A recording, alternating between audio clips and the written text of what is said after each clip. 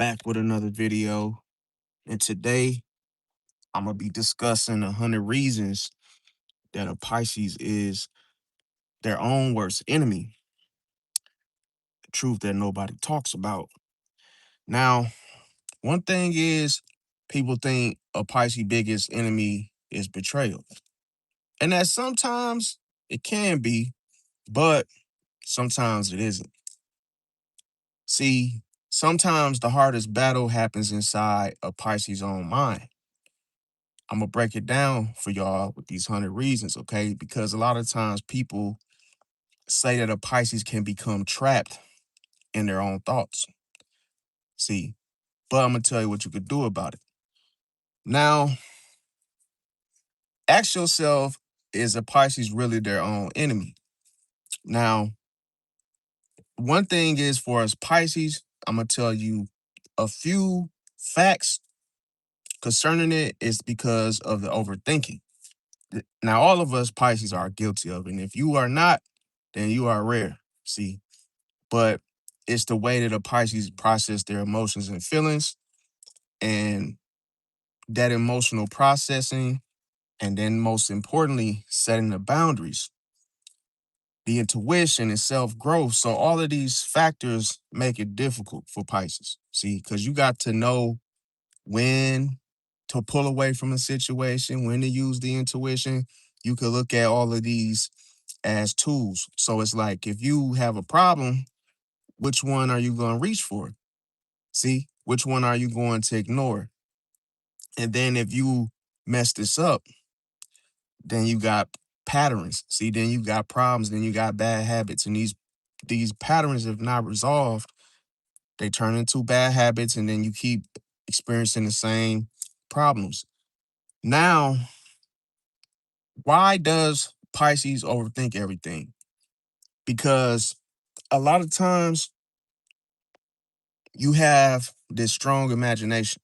See, so you oftentimes think outside the box in regards to the simplicity of the human nature. So if someone asks you a question, you're gonna think of it as like a difficult question. You're gonna think of it like, oh, it's so many possibilities. So you get stuck. You could overthink because as creative as you are, a lot of times this automatically gets your juices flowing. So it doesn't matter what you're up against. You can replay these conversations throughout your day about, what someone said to you. It could have been a situation like myself. I went to the grocery store and craziest situation happened. I'm shopping, and then next thing you know, this guy that works there in the produce section, he comes up to me, and I kind of had an idea of what he was saying, but I didn't hear him. And I felt bad because the whole time I was nodding my head and I was like, yeah, oh, okay, for real, for real. And I had already made my mind up when I left the house that I wasn't going to let people preoccupy my time or just stall me down with just talking my ear off on the job. So the craziest thing, when the guy started talking, I started nodding my head to kind of rush him through whatever he was saying. So I was like, oh, yeah, okay, all right, all right. I didn't hear a goddamn thing dude said to me. All I heard was his mouth moving. Like I heard noise, but I didn't hear what he was saying. But the funny thing is that when you Pisces, you overthink something, you kind of get a feel for what he said. Because all I heard him say was, he said something about the type of work I do. Then he was saying, oh, yeah, it was pretty busy. It's busy, it's busy. And then everything else was just like chicken scratch that I just couldn't hear it. And he was just like, yeah, because, if you do it on weekends, then, it's pretty good. It's okay. That's what at least I thought he said. And then I'm like, okay, well, yeah, I guess so. Don't you know this guy came to me like 3 times because he probably assumed that I was listening to him, actually sitting there giving him my ear. But I didn't want to sit there and say, what was that? Pardon me. Hey, I'm hard of hearing. I didn't want to have, because this is the thing. When I work, we tend to get time. So I couldn't just sit there and talk to the guy for 10, 15 minutes, even if I wanted to. Welcome, Jason. How you doing? And see, the thing about it is sometimes that, I'm gonna tell you, when things happen like that, you gotta stop overthinking it. Now, this is what I've learned. I could have thought of so many different things to think, but see, that would be me just thinking outside the box of what didn't happen. So, or what it wasn't. See? So what I've learned is maybe it just wasn't meant for me to understand what he was saying. It's cold blooded.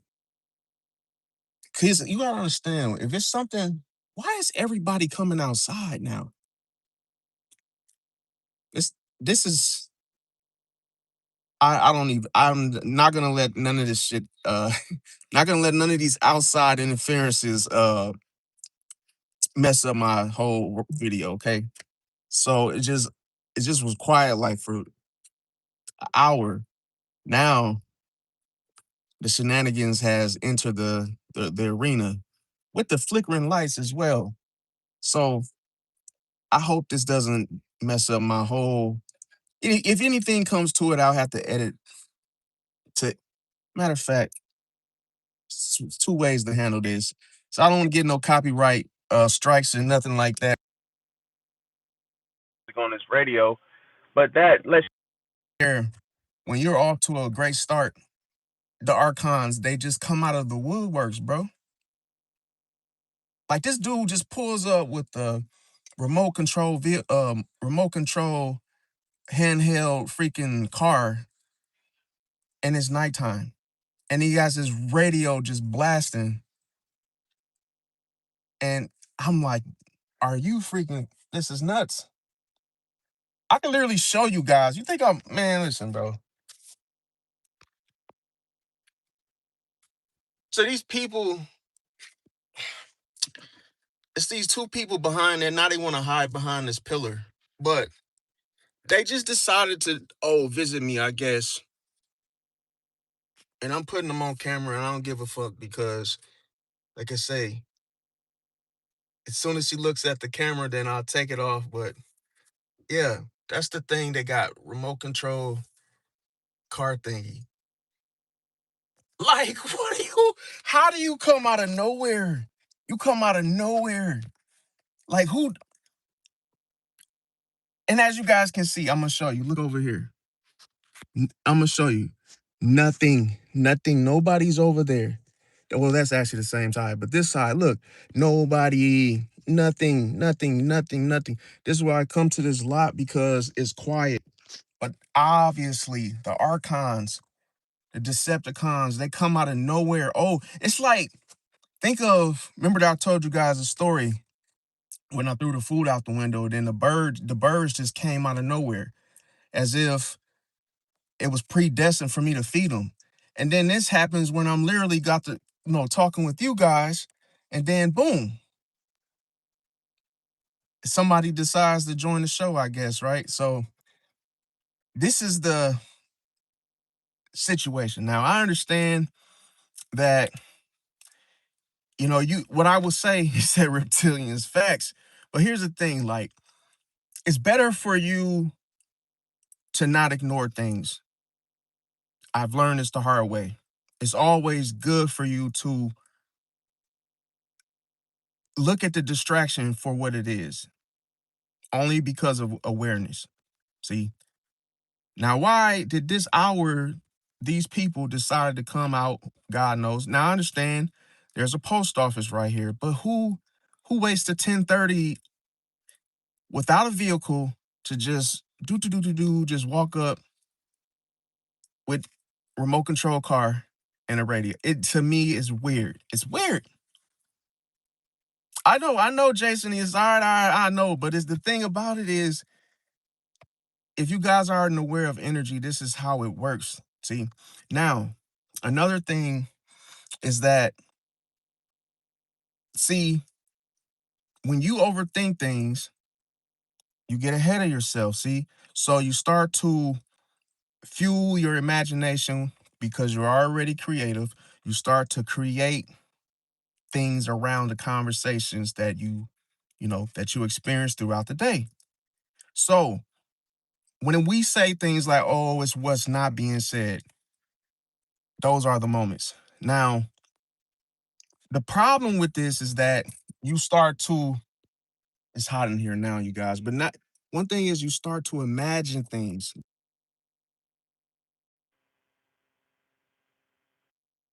See, that's almost like the bad thing about it. Now, let's say, for example, you send somebody a text message, doesn't matter who it is or who it was.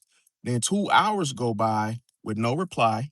Then instead of assuming the other person is busy, you start wondering if they're upset. You see how you just created something that didn't happen or wasn't the case?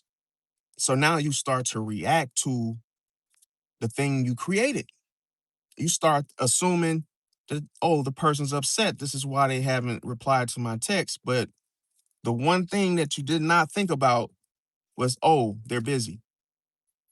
See, that's why they say you have to give people the benefit of the doubt instead of assuming, because assuming is almost related to entitlement, to where, oh, you better answer my call or you have to do this right now. And you're not giving people, the human rights of, hey, they're human just like me and they'll get to me. I'm sure they got my call. And if not, I'll just reach them another time.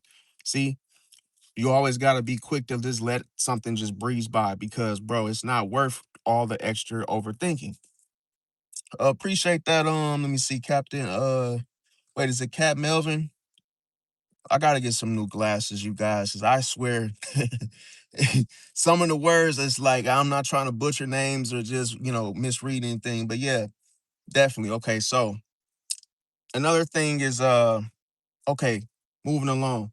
Now, one thing is when you start to like put it like this, when you start to take your put it like this, you observe a situation, in other words, you start to take in a whole situation, whether it happened or not.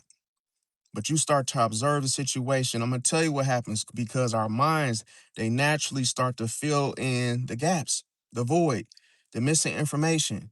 So sometimes us humans, we always want to answer. Appreciate that.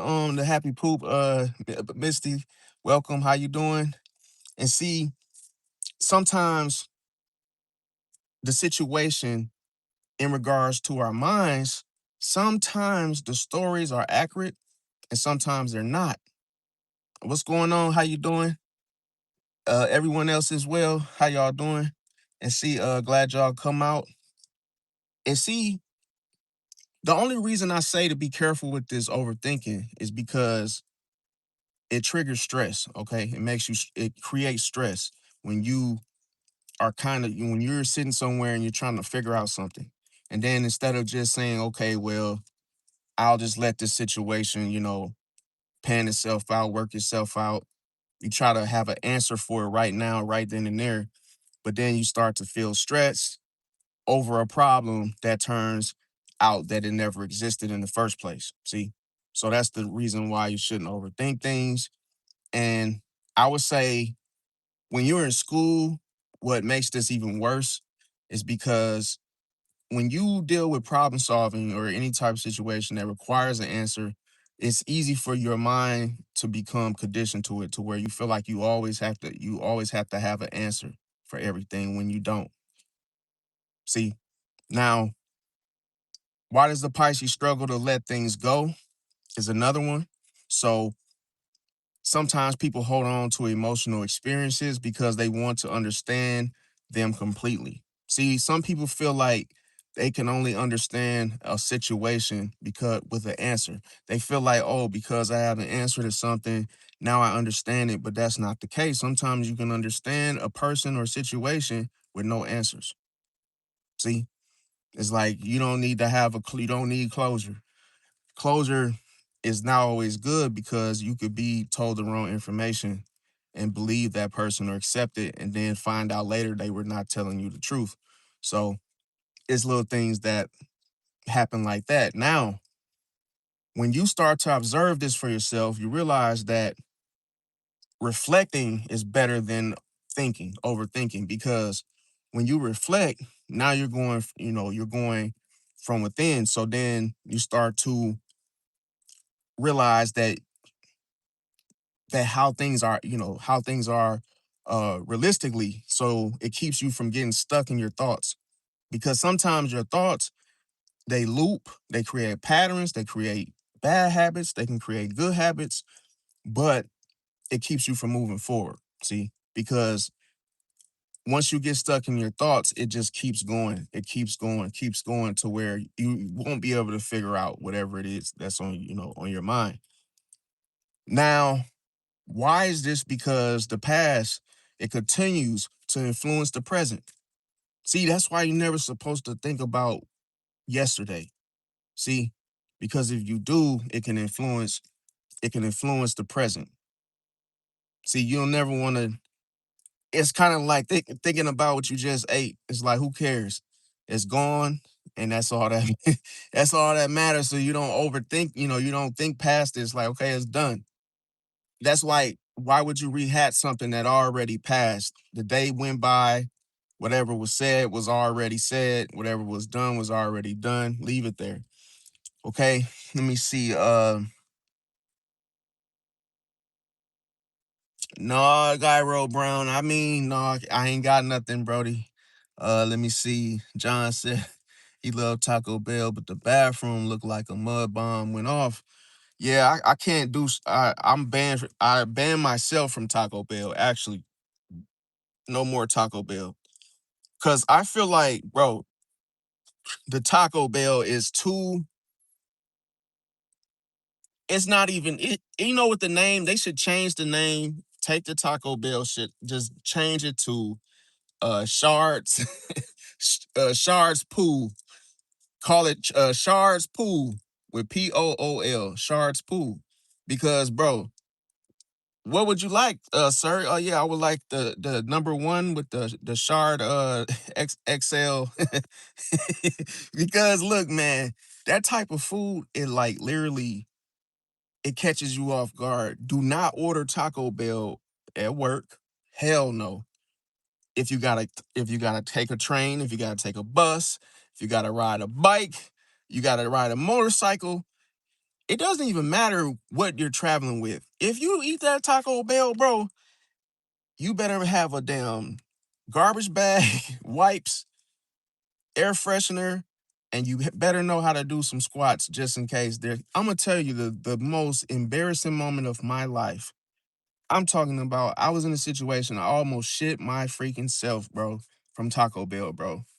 And mind you, I'm zipping through traffic because I'm like, bro, I don't want to use no nasty freaking, gas station bathroom, and I'm nowhere near home. And I'm like, oh my God, I'm trying to like hold my damn, uh, you know, I'm trying to hold my buns together, and it's not working, bro. It's like with Taco Bell, you can't do it, bro. It like has some type of ingredient in there that keeps you from clenching, to where it's like, nope. It's like weights in the weight room. It's like something you lift, and it's the little hand squeezy things where you squeeze them together. With this, it keeps you from doing so. So it's like kryptonite to Superman, bro. I swear, to where I'm driving, bro. I go in the bathroom. I'm thinking I'm relieved. I'm like literally can feel it about to come out. Man, as soon as I get to the door, a guy walks in. I'm like, I hope he goes to the stall. Nope. He goes to the only toilet that's available. And then he locks the door behind him, like, and I hear it lock and I get scared, like, no, no, bro. Like, I'm literally in my mind, like, bro, I would give you $20. Let me use the toilet first, bro. And I was like, bro, this man literally used the toilet. Now it's crazy when you think, I'm gonna tell you the funniest thing is like you're at the bathroom, but they only have one fucking toilet. And now you just sitting there like you feel it's like you feel like the guy that's waiting in the damn when you go like, how could I say it? When you're waiting to be seen by the doctor, you waiting in the little lobby, you going through it with something, fighting for your life. And well, I ain't gonna mention COVID because COVID was, man, that was some bullshit. I ain't gonna lie, COVID was that wasn't even something. You can't even compare Taco Bell and COVID because both of them are shitty. But COVID, bro, I seen people like in the lobby just like this one guy, bro, the COVID hit him so bad. The dude, he was literally like slumped over, laying like on the floor. See? And it was like, dude, he was like, oh, my head, man. Oh, my head hurts so bad. Whoop, whoop. I'm like, and that was before the whole what do they call it? Not the cure, but you know what I'm saying, the little, the immunity shot, whatever situation had been released. But getting back to that Taco Bell, I was waiting in that bathroom. I'll never forget this, bro. It was the worst experience, me holding it, like waiting for dude. And I've never done that before. Never. And then he was taking so long, and I swear to you, this is the nastiest shit that I've ever seen in my life or heard. This man, like, you know how some people, like me, I'm gonna tell you what I do. And I know this is outside of the topic, but I just wanted to comment because he was right about the Taco Bell situation. The craziest thing was I would normally courtesy flush, bro. That's when you flush the toilet before you shit. This dude, he didn't do that, bro. He sat down and literally like 5 seconds in, it just it sounded so bad. It sounded like he literally forced it out, bro, to where I said, I'm not, I can't. I'm like, I can't go in there after him, bro. It's nasty freaking pig, bro. Dude just goes in there and just, you could tell the way it sounded. I'm like, no. And do you know that day I literally shit on myself? Yep. So no more Taco Bell. Cause once I left the bathroom, I couldn't hold it no more. And I couldn't hold it no more, and I was about to pass out, bro. So I was just super sweaty, and then I realized that when you try to clam, you try to clam your buns together. I knew it was over when I felt the little juice just drip out. I said, "Oh hell, fuck it, it's over now." I felt that little juice drip down my leg. I said, and I know people will say, "Damn, you a grown man." And you shit at just yes, bro, because I was literally miles and miles away from home. What am I gonna do? Be Tarzan and go shit in the bushes with nothing, no toilet paper, and nothing. Where anything can get me inside of a damn bush. I ain't finna do that. No. And I ain't gonna lie to you. That was the nastiest, messiest, stinkiest, just nasty situation. I never ever allow myself to have dinner at Taco Bell, bro. So if you want to look at it in a different realm, Shar's Pool. Because that's not normal. It's more of a sharding that happens to where if you rip one from Shar's Pool, bro, that's a whole. It smells really bad. It's just terrible, bro. I don't even understand why people eat. It's not even real ground beef anyway. But to me, it's just. And you want to know the hour everybody gets Taco Bell, or I'm gonna say Shards Pool. They get Shards Pool at like 3 a.m. I even be delivering through Uber Eats. I be seeing the whole big bags of tacos. Like, god damn, how many like damn, how many tacos did they order? But it's just I don't understand. Maybe it just tastes good. Maybe people feel full from it. But yeah, let me see. Okay, so another thing is getting back to this now. Okay, so the reason why for Pisces your imagination is on 10. See, because you manifest there. And the problem is when you imagine a scenario because you create this whole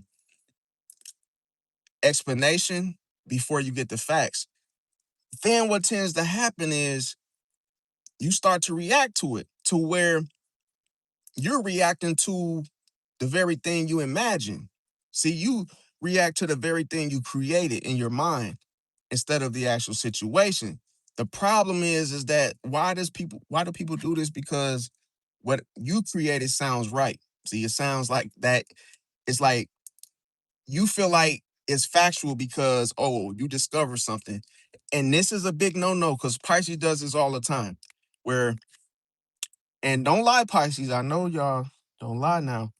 It's like a person can, literally, ask you something, you find out something, and then as you play the story, you start to try to figure it out. Why did they do what they did? Why did they say what they said? And you start to, oh, I know who did it.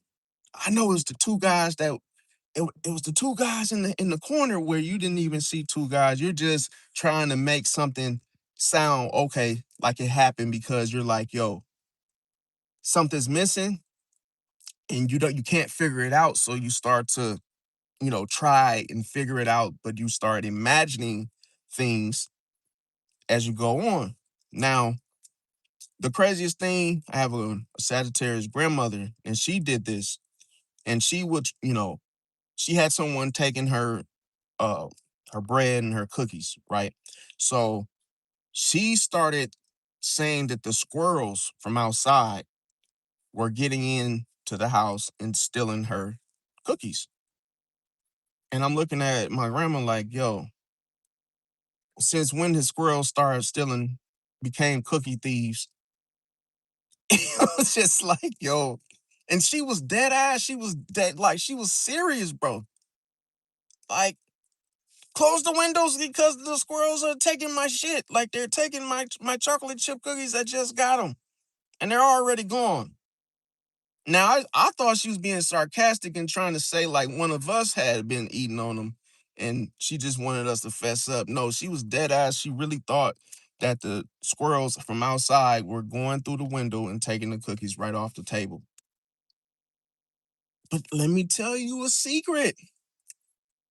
I seen grocery bags on someone's porch, and all of a sudden I seen a squirrel one time go in the bag and was chowing down on something. Now it could have been fresh produce, it could have been whatever. But I'm not saying that it would never happen, but until you see it happen, you can't really say it happened, in other words. It's like if you catch the squirrel, literally break the damn thing open and start eating them or snatch them and run out the window, that's a different story because it actually happened. But sometimes people just add on the extra stuff that wasn't there, see? And then they end up going up, they'll bolt and just go to that and think it actually happened. Okay. Now let me see here. Okay, so another thing is that sometimes a Pisces can imagine the worst case scenario. See, so I'll tell you, when we care deeply about a situation or something, it's easy to imagine every possible outcome, including the negative ones. See, now the problem is, let's say a friend cancels plans with you, and you immediately assume the friendship is ending because they canceled. Now, as you begin to observe, you realize that, okay, you start to think that people, like with the whole explanation thing, you start thinking that, oh, okay, everybody is you jump the gun, in other words, to make this more clear. You jump the gun and you think something is happening because it could be a fear, it could be, oh, maybe you just fear losing this friend or whatever it could be, and you go with that instead of the facts. See, that's why I say you can't try to make an answer when there isn't one. Now, another thing is we got to ask ourselves why. See, because why does a Pisces create scenarios that haven't happened yet? I'm gonna tell you, the imagination. See, the imagination fills the blanks before reality does. Because the ending. See, that's the thing. What Pisces can't help is ending things. See, it's like closure on all scales. So it's like a Pisces coming to a situation. They're quick to end things, end bullshit, end whatever's currently in front of them because of the pattern. So it's almost like if somebody does something, Pisces wants to get to the bottom of it. See, so it doesn't repeat itself. Now, when that happens, that's when a Pisces can create a scenario that isn't what the case was. But because it required an ending, so let's imagine a person is telling you what happened and then you just want to stop it. You want to stop it even though you like, okay, oh, someone's stealing. Okay, someone's taking, people's staff members' lunches. Okay, no more eating no more eating. You create a rule that just ends the whole situation altogether. Even though that's not what happened, you just created something new because what? You imagined it that the this will prevent the situation from happening again. Now, another thing is, see, this is a huge one, okay? This is a huge one because why do Pisces assume people feel the way they do?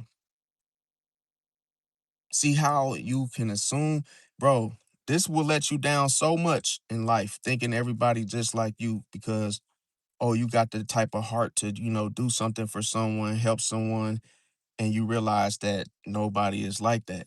See, where you might be the only one that does that. But then you realize, damn, why are these people not the same? But that can actually affect you in so many, if you let it. Now, why am I using questions? Because I'm doing my content just a little different because of the different questions that are commonly asked, where people say, well, why this, why that, why the Pisces always do this, why they always say that. And I'm trying to help y'all so that way you can see what you're doing and fix it. See, if you don't like it. Now, another thing is, I'm gonna tell you why do Pisces do that? Why do Pisces assume people feel the way they do? Is because you Pisces tend to project your own emotions onto others, cold-blooded. See, it's cold-blooded, and then when you don't when it doesn't get reciprocated, you feel some type of way. You feel like the person doesn't care. You feel like the person is an asshole. You feel like, oh, that they will have that evil, like a evil. You feel like they're evil, or they have a evil, some type of thing they're hiding from everyone. So then you start to treat them accordingly because you realize, okay, you're not the same as me. But then you get accused of being self-righteous. You get accused of being, oh, the martyr, the one that, oh, you want everything to, go your way or be like you and things like that of that nature. Now, that's something that you just gotta, watch out for, because what you're doing is you're projecting your emotions of how you would do things onto others. But that's not how they are. See, that's not how they feel.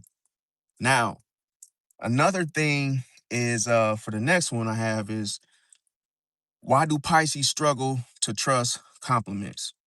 See, let's say a person is like, Pisces, you did a good job. I'm not gonna go by names, obviously. I don't know, people's names, but I'm just saying they'll just say you being a Pisces, oh, good job there. Hey, I like this. You really did that very well. And the problem is sometimes Pisces, you don't trust the compliments that are given to you because you constantly think that people are up to something when they compliment you, because it just suddenly just happened and you wasn't prepared for it. So it's like, oh, I like the way you did this, Pisces. And then you start thinking like, what do you want from me?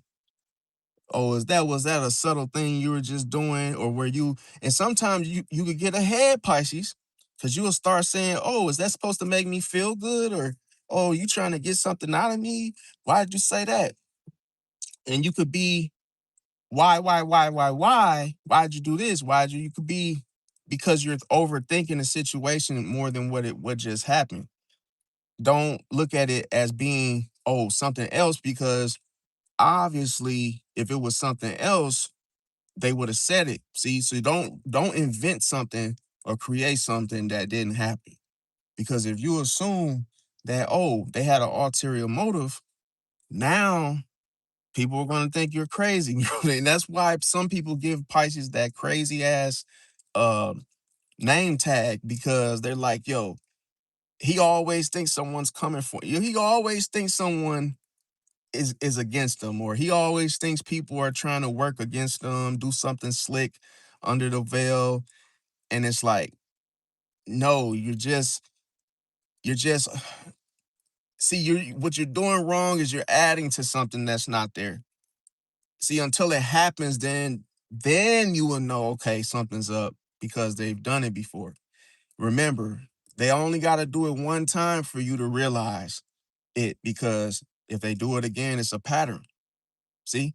So that's like, if you see it one time, it's like, yeah, oh, I don't trust a compliment from you because last time you did this, after the fact. So then that's different. But you don't want to think that everybody is against you just because of one person. See? Now, another thing is that I'm gonna tell you why that happens, okay? Because another reason why you don't trust compliments, Pisces, at times, because you question whether the praise was genuine. See, you start to think that there's, like I said, some sneaky, shady, underhanded shit that is tied to it. See, because you don't trust the whole smile, good morning type of vibe. You're like, wait a minute, what does this person want from me? You think that people want something from you. You find it manipulative when people are, hey, how you doing? And I like this, and then you start reading into it. But just say thank you and just leave it be. Because that's all it was. That's all you were able to see. That's all was shown and presented to you. Now, another thing is that for the next one is, why does Pisces replay? Why does a Pisces replay embarrassing moments? So sometimes you could be considered a negative Nancy, to where you could just start harping on, the past, what such and such did to you, traumatic experiences last time. You could have this type of, these phrases, and all it is thoughts. And you just might have the repetitive thoughts that just keep coming up, that last time I did this, this happened, you know, I don't know if I want to do that because when I did it the last time, and it's always that type of, situation that sets it off or starts it. Now, when you start to replay those embarrassing moments, I'm gonna tell you why is it happening.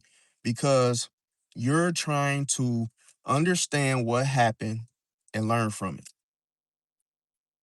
See, you can't do that. You're getting ahead. See, you're getting ahead of the situation.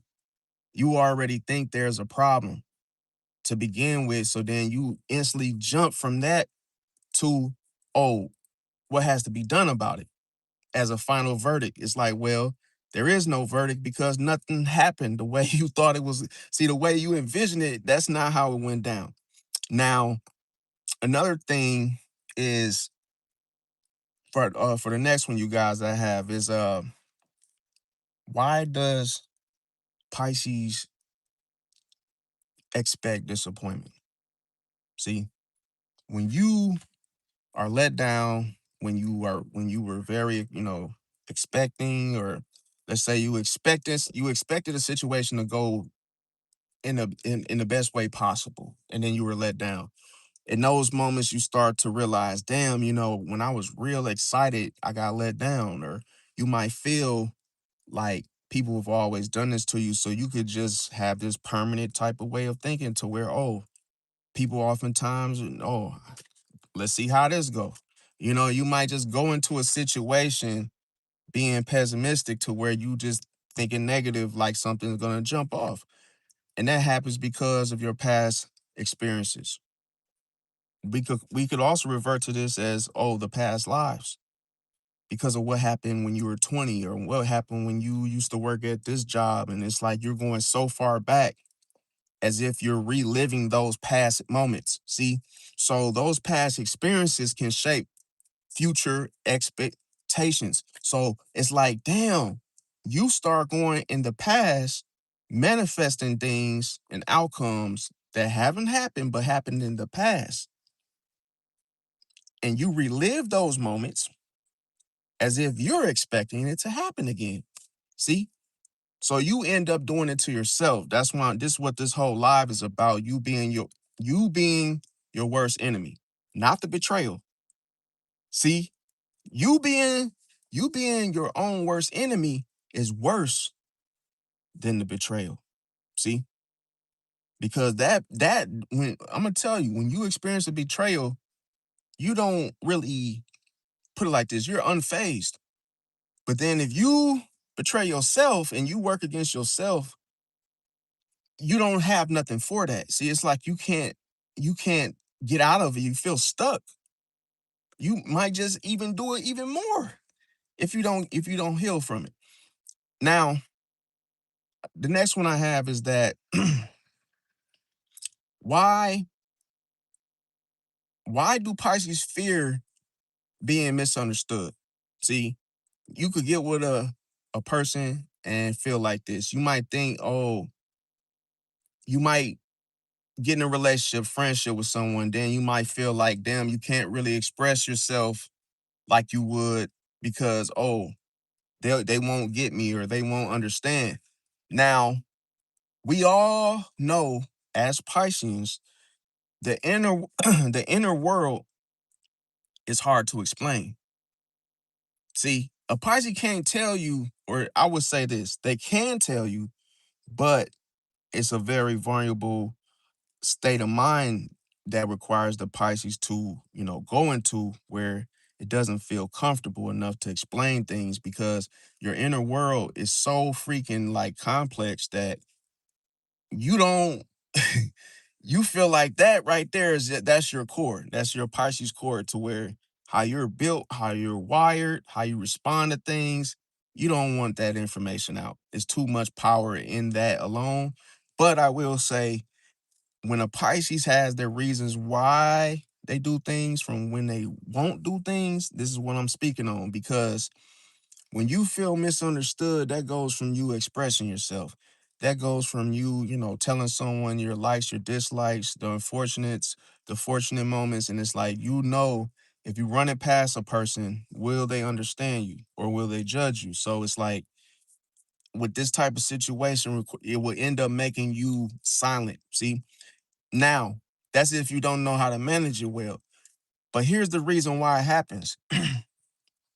It's the fact that you've been in situations long enough to realize that you don't have to explain to no one. See, this is the thing. You know that you have that inner world and its complexities that follow it. But here's the answer. Nobody needs to know but you, Pisces. You don't owe anybody an explanation of how you're wired or what you feel or how you feel. So just keep it to yourself because it's for you. See, for you and your conscious mind. Now, the next one I have is see why why do Pisces keep giving people the benefit of the doubt? See, because I'm gonna tell you. See, I'm gonna tell you this is the big problem. Boundaries. See, and I ain't gonna lie, Pisces, you don't like setting boundaries. We just gonna keep it real. You don't like setting boundaries because you end up feeling for someone. See, you project. You project how you feel onto others. And when you see them in danger, you instantly want to save them yourselves versus your intuition. See, intuition is like, cut that mother effer off now. And you like, nah, that's being mean or that's too much. No, I don't want to like get into it with this person. You don't want to argue. It's just all these little things, but you're thinking these things that didn't happen. See, they haven't happened yet. So you get it, like that's what I'm saying. You start to do mistakes, things that are going to disappoint you later because once that intuition tells you to stop something, you're supposed to drop it. Drops, stop, drop, and roll. You're supposed to go right along with the intuition, no matter how you feel about it, what your 2 cents are, emotionally, how you feel. It's over with. See, now I'm gonna tell you why. It's because, see, Pisces, they hope people are capable of growth. Okay, they hope that, oh, a person can change, but they haven't. And they see, you can't see. Sometimes the Pisces are so helpful and supportive, but you start trying to be like that with everybody that is not deserving and hasn't shown any effort. They haven't shown otherwise. It's like you just write them off with like, oh, I see potential in this person. See, and then they out here doing God knows what, except doing what you thought they would do. You saw their potential, but they ain't doing nothing potentially to change their behavior. So what we call this is dissolving all boundaries, because the boundary is what protects you from the person's behavior. It keeps you it keeps you unaffected by their behavior, because as soon as you enable them or you tolerate their behavior, the cycle just keeps repeating itself. So as soon as you say, oh, don't take, and I'm gonna tell you, I seen this happen with my own 2 eyes, where a Pisces woman, she was with an abusive partner, and the man kept on putting his hands on her. And she had police involved, all of that. And she told him not to arrest him. See? No, don't take him to jail. No, no. Even though this man is really behind the scenes, really doing her in, she's saying don't take him to jail because she's still fighting for his potential, but he is not there. He ain't thinking about no damn potential. See, he's not going to change. In other words, you have to accept that even if it hurts, because you have to accept reality. Reality wins. And if you think of it like this, it'll keep you from seeing the potential in the wrong people, especially when they haven't shown any effort. They haven't even changed. And let them decide their potential, not you. It's like you can't say, "Oh yeah, I see the potential in this person." Are you a teacher in school? No. See, unless you're seeing the potential in a student of, oh, getting better grades, that's an opinion. That's not, oh, for you to be like, yeah, well, don't give him any F's and D's because I see his potential. No, give that mother F and D's so he can realize that, yeah, he's not passing, bro. You got to hold him accountable. When you set the boundary, it holds any situation or person accountable. It means you just can't do something without, you see, uh, what they call it, repercussions, in other words. Now, appreciate the sparkle, Sedona. Welcome, C Main. Welcome, Bless Miller, and everyone else that came in. Now, another thing is that when you keep giving people the benefit of the doubt, like I say, you're hoping more for that person than they actually have hope for themselves. Okay. Now, another thing that Pisces does that shows they're their worst enemy is that Pisces can avoid making final decisions. See, now, notice I said final decisions. So it's not like Libra, because Libra uh, can't decide. That's the whole the whole key with Libra. They can't decide anything. It's like what you want to do, what we doing. So you got to lead with Libra. With Pisces tries to avoid that final decision. But they quick to see. Here's the funny part: Pisces are quick to end something, but they don't want to be the one that throw the nail in the coffin. They don't want to be the one that puts the last couple, shovels of dirt on it and calls it wraps. And basically says, what happens here? What do we do now? as a result, Pisces doesn't want the responsibility. See, I'm gonna tell you, it's not saying that Pisces can't make the final decision. Pisces just doesn't want the emotional pressure behind, oh, well, you sent them to jail for life. See, and the thing about it, if you got a Pisces judge, a lot of times they ain't gonna send you to death row. They probably gonna say, okay, well, we're gonna have you doing dishes and wiping the toilet seats, and you're gonna make sure all the guards eat, and we're gonna run your ass around the yard. You're gonna pick up trash and do. So the Pisces is really being extremely lenient because they see your potential of just, oh, being a good slave, in other words, but they don't want to put you to death row because that's harsh. See, for the heart of the Pisces to be the one that's making the decision to send you there. Now, if it's Aries, Scorpio, Leo, oh, they gonna send your ass to the chopping block. You killed three. Oh yeah, death row. They ain't gonna give a shit because they don't have the compassion, bro. There's like they just look at it like, oh, next meal. And they ain't finna sit there and be like, yeah, I feel sorry for you. No. See? Now, another thing is this. I would tell you guys why. Why would the Pisces avoid making the final decision is because they will worry about making the wrong choice. See? Because the Pisces, I'm going to tell you, when they worry about making the wrong choice, this is how it looks. Okay, yeah, send them to death row. And then all of a sudden, once the man's sitting in the cell, the Pisces gonna be like, yo, tell the guards, hey, go back and get number ID 4560. Hey, tell them to come back. Knowing you can't do that.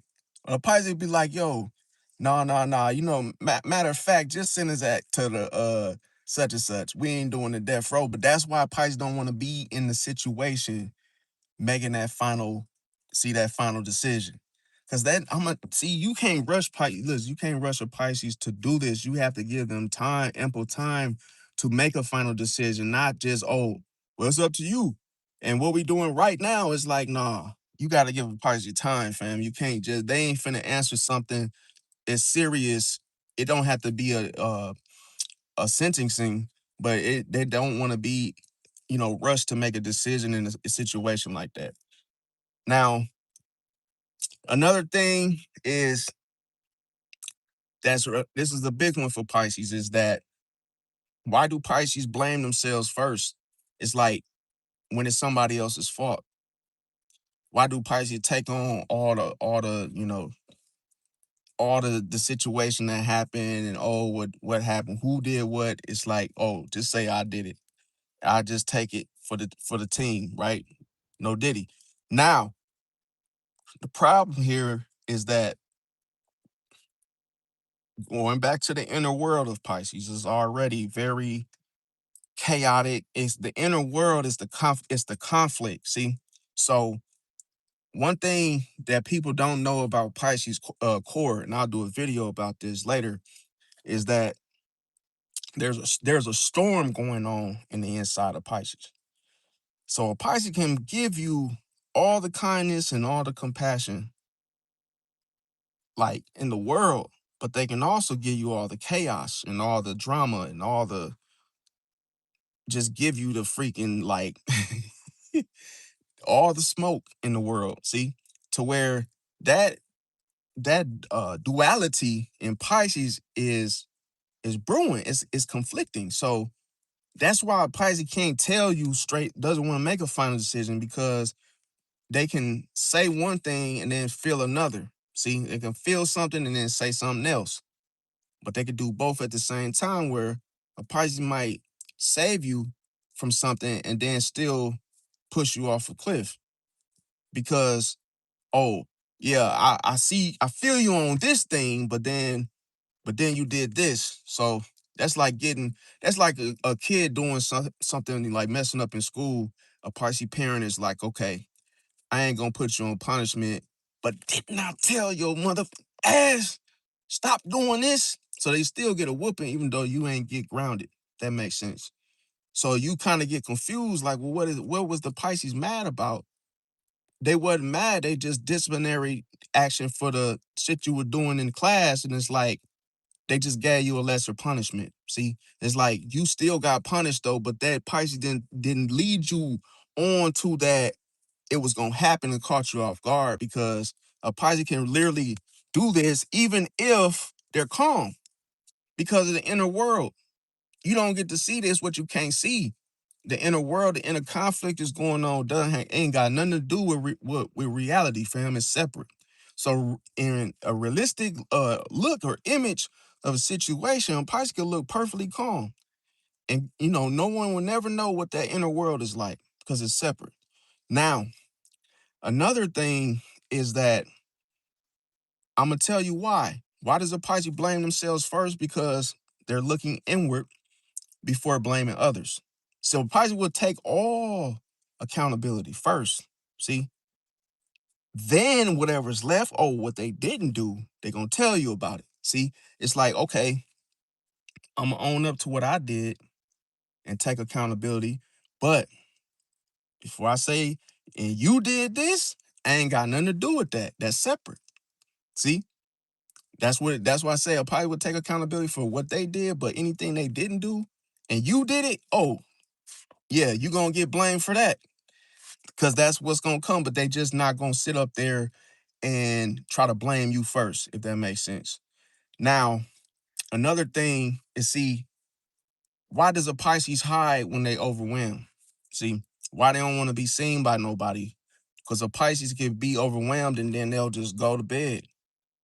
They might make a peanut butter and jelly sandwich and just turn on Netflix and just just stay in their room all day because they overwhelmed about something else that happened elsewhere. It might not even have to be something that happened in the family household. Now I'm gonna tell you, a Pisces has to get alone in order to process their emotions. See, so if a Pisces come home early from work after being overwhelmed by a situation, and it might look like, damn, you sleeping really early, or hey, you've been in your room all day. What's up? They're in there processing their emotions. Most people don't give themselves time to do this. They just crash out and go to jail. Crash out and go get locked up, and then they in there thinking like, then they process later after all the getting arrested and all. They do it late. See, Pisces like, no, I ain't finna crash out. I'm gonna process all of this first, and then when I'm ready, I'll come out from hiding. Okay. Now, another thing is, why does a Pisces doubt their intuition? See, because I'm gonna tell you, a Pisces can look at their intuition like a wallet with no money in it. Okay. So it's like, if something were to pop up in that wallet, a Pisces be like, nah, hell no, I ain't have shit. How the hell I got $20? Nah. Instantly, any little thing that come in that empty wallet, a Pisces like, nah, hell nah. Cause you're trying to be realistic instead of listening to your intuition. That's why you end up doubting it. And I'm gonna tell you another thing. You will second guess it because it just doesn't seem like, oh, it's the truth, but it's like beyond the truth, to where you're like, damn. It's like having the lottery numbers and then throwing it in the garbage because you doubt the fact that those numbers are hit. See, you would be so freaking shocked and so upset that you had the winning Powerball numbers and you literally just said, nah, I ain't gonna win that shit. And you just threw it in the trash. Next thing you know, them same numbers hit, and you'll just be like, what? My intuition told me those numbers were gonna hit. Well, you didn't believe it. You second guessed yourself. See, and second guessing yourself is considered what? The pattern, bro. You're never, listen, when you do it twice, it creates the pattern, the bad habit. See, doubt is a bad habit. As soon as you know something, oh, you knew what was gonna happen and you didn't follow through on it. See, then you end up tricking yourself out of the truth to where you already knew, oh, this was gonna happen. And then instead of you believing that, you doubt it.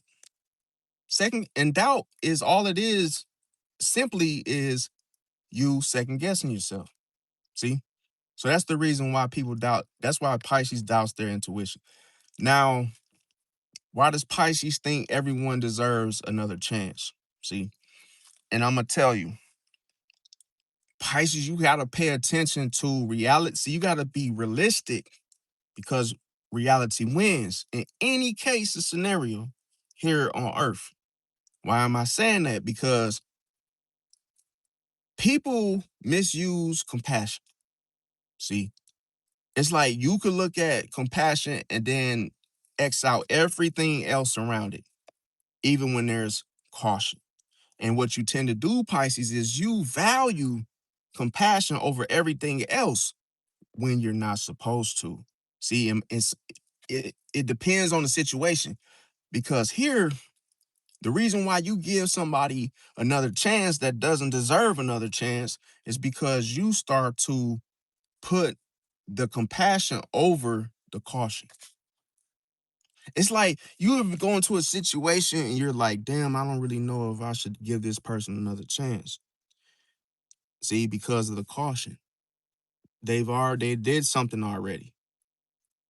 And now another chance is exactly what you're giving them, but it's not in the way that you think, Pisces. Another chance, listen, I'm gonna tell you this is true. True story. At the same time, true phrase. You never give another chance. Another chance means another opportunity to do the fuck shit again. Another swing at it. Another swing, not another swing at doing the right thing. Another swing at doing the same repeated again. See? Another swing, another chance is just a repeated cycle. It starts because I remember I told you do it twice, then it becomes a pattern. Now, the next one I have is why does a Pisces apologize even when they didn't cause the problem? See, and I'm gonna tell you, sometimes the Pisces gets ahead of themselves here because they want peace. See, they want the peace to set in quickly. And here, I'm gonna tell you, they want to restore the peace ASAP instead of waiting on the other person to do it. Nope. So the Pisces can apologize, like I say, even if it wasn't their fault. Don't do this though, I'm telling you. This is why I'm trying to help you guys, fix this if it's something you struggle with. Because a lot of times you could just be saying, I'm sorry, oh, my bad. And people are looking at you like, well, you didn't do nothing. And you're just doing it because you're trying to keep the peace and you're just trying to, control it to where you're trying to constantly restore that peace because you're worried about things not being peaceful, in other words, see, regarding the situation or the person that you're around. Now, why does a Pisces carry guilt for years? And see, that can happen because of the emotions, the emotional memories that stay with you. That's why you have to heal because if you don't handle your emotions, if you don't heal from your emotions, they follow you. It's like carrying a sling of just emotions, memories of, oh, how things felt years ago when you were married and whoop de whoop de woo. And then you start, carrying this stuff with you as if it were, your family or your girlfriend or someone close to you. See, and those things, what ends up keeping you, guilty, and you end up carrying it for years is because you gotta heal from those emotions from the past. Now, why does a Pisces stay quiet when they're hurt? I'm gonna tell you about this. Is the fact that going back to the time. See, it's not even only the space. Pisces need time to process their feelings and emotions, bro. They can't do this if they're talking, or they continue to, socialize with others. Or so if you catch them being, quiet, let them do their thing. See, and you just gotta let them run their course because they're not going to change. I hate when people do that. Like, what do you press your panic button for just because you just want to interrupt the freaking video, bro? People are I ain't coming back over here, bro. Oh my god, bro. I don't know why would he. I just, The dude come out the damn gym and he's literally just gotta be attention seeker. But yeah, okay, so another thing is why do Pisces isolate themselves? Now, this is a big one because most of the time we talked about this yesterday with the crowds and whatnot.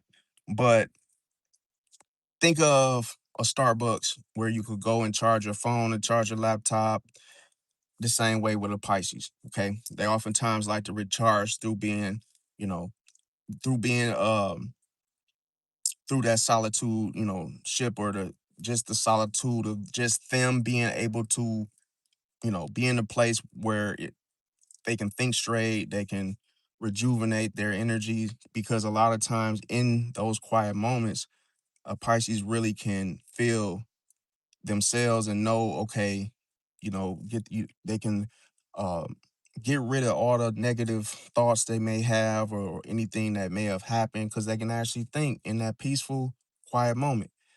Now, why does a Pisces avoid asking for help? Now, the thing with this is that now this is a big one as well because a Pisces doesn't want to be a burden to someone else. So a lot of times if they know somebody doesn't have much food, let's say, they have a family member that has food stamps or just barely getting by and the Pisces is hungry and they're at this person's house as their company, the Pisces might not ask for anything to eat because they know the situation of the family. So it's like even though they're hungry, they're like, I'll just wait till I leave from here because I don't want to put the burden of eating up your food and that being a problem for you where you complain about it or you mention it. And a Pisces can be in a situation because I'm gonna tell you, they can they can inwardly be conflicted with that. See, to where, oh, I'm hungry and I'm thirsty, but y'all don't really got much food or the budget is, bro, I swear they are cutting up today, the Decepticons, but they're not gonna win. But yeah, the craziest thing is when you really want something, you just won't ask because it's like, I don't want to be a burden. I know, and I'm gonna tell you, people will talk about your ass. Like, even if they say, oh, it's cool, you can get something. Oh yeah, I got a pizza in the fridge. Go ahead. And then they don't even mean it. It's like they're hoping you'll say never mind, but if you actually want it, they'll get upset and talk about you. Like, dude came over here as hungry as they came over here, ate my food up, and I'm barely getting by and whoop de woo. We've been eating peanut butter, sandwiches until the stamps came in. It's like, bro, you could have said no. And hell, why would you have company if you can't feed your company? It's just weird, right? Now, another thing is that when okay, for the next one I have is that why does a Pisces compare themselves to others? See, so sometimes a Pisces can struggle to recognize their own progress. See, and that's it's like let's say you, and I'm gonna tell you because the ego, see, the ego pops out, but it's not an ego waffle though. But it pops out from time to time with people when it comes to this. So a Pisces sometimes might look at it like they may dumb down their successes, their efforts. So they're doing really well at something. They won't even mention it. They won't even say anything about it.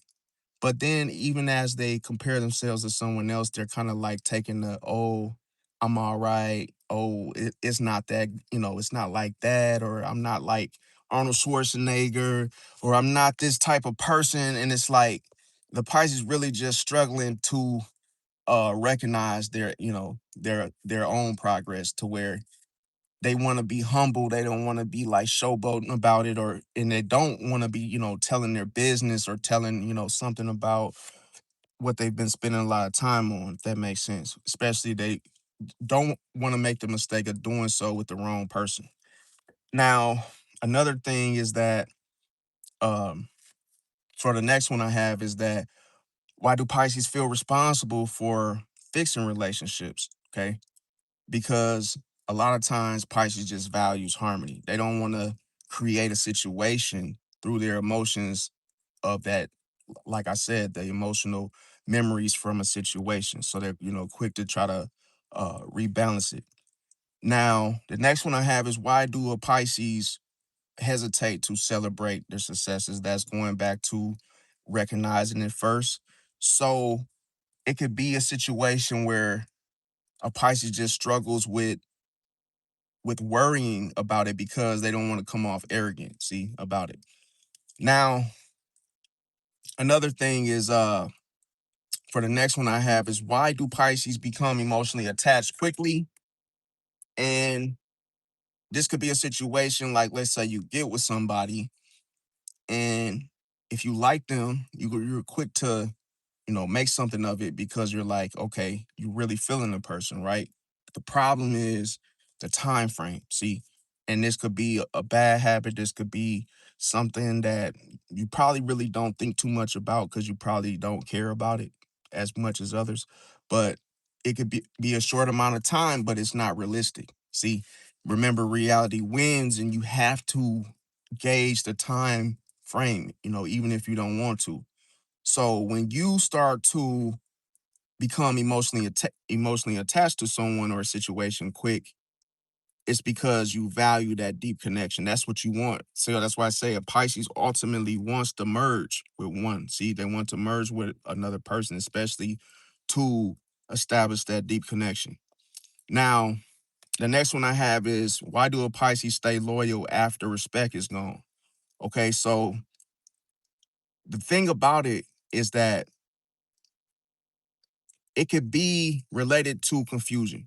See, one thing about confusion is what people don't understand about confusion is that if you look at something, let's say loyalty, and you have the wrong misinterpretation of what loyalty truly means, then you can become confused because now you think it means something else, and it's like, no, that's not what it means. So you Pisces can confuse loyalty with endurance. You think, oh, if I stay in it long and don't give up, then we can just get past this and work through it, persevere, come out on top. But there's a huge but. And the fact is that you can't confuse that loyalty with endurance.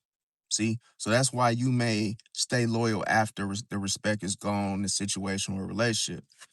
Now, another one I got is that why do Pisces fear letting people down?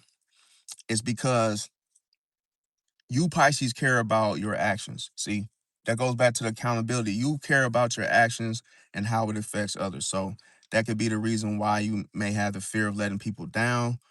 You like to keep your word for the most part, so you don't even want to even be thinking about the moment when you don't. See, now another thing is that why do Pisces ignore their own needs?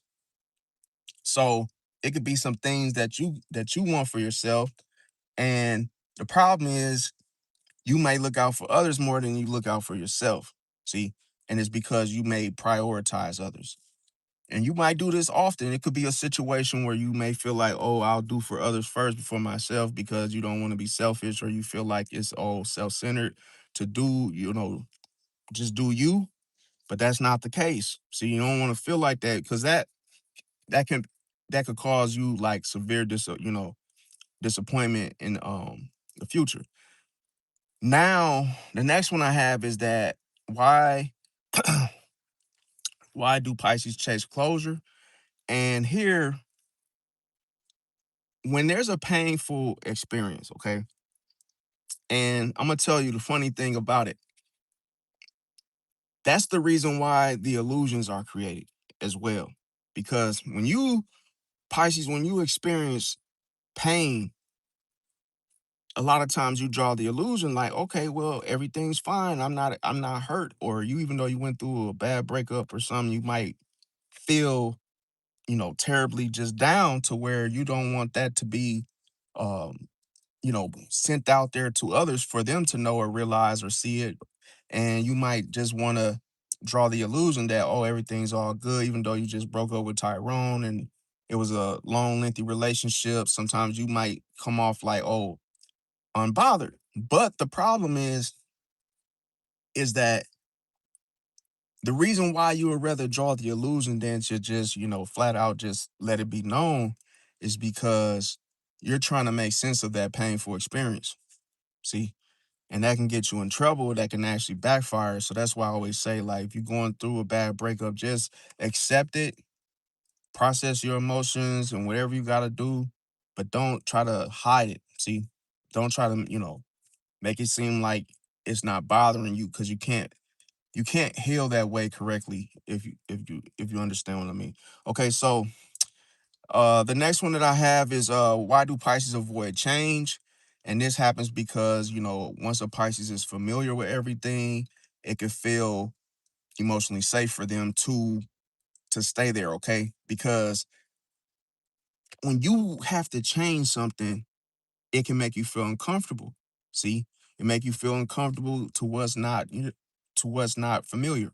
So sometimes it's like it feels like it's going to be more work, but it's really not. See, but sometimes you just you can get worried and get too excited about it to where you just end up saying, no, I don't want to go through all of that. See, and you just avoid it, but you must change. See, in order to get a different situation. Now, another one I have is why do Pisces become mentally exhausted? And it's because they spend a lot of their energy. See, now when they spend, I'm gonna tell you what takes most of your energy, Pisces. What literally I'm talking about, it's like, think of a computer, okay? Think of a computer that has a chipset, let's say M4, M3, whatever the chipset is, right? So when it processes power, it takes a lot of energy. See? So if you look at Pisces being a computer, what will make you exert a ton of energy is your emotions. See, so you could be emotionally just dealing with everything because you absorbed everything. So as you begin to process it, it takes a toll on you. See, you become extremely exhausted afterwards. Now, when that happens, it's all because you were processing your emotions. That's why you become mentally exhausted. So just know that that takes time and energy to do so. So you got to pick a moment when you are ready to deal with it. Go work out, go do something that allows you to burn energy instead of storing it. See, now another thing for the next one is that why do Pisces imagine conversations before having them? See, could you be in a situation where you have to talk to your boss, see, about something? Maybe you get called into the office for disciplinary action and you kind of got a feeling or you want to have a feeling about what's going to be said, see, before it has happened. So when you start to imagine the conversations before having them, what are you doing? Why are you doing this? I'm going to tell you, because you're trying to prepare emotionally for that conversation. One thing about Pisces, you don't want to be caught off guard emotionally of how a situation could end up offsetting you to where you wasn't ready for it emotionally to deal with it. See, so when you try to have a little conversation to yourself, to your conscious mind and say, okay, well, what are we gonna be talking about? Oh, the mere fact of me showing up late. Okay, so you could prepare emotionally for that ahead of time. Because one thing about you, Pisces, you don't like to be um, caught off guard with stuff.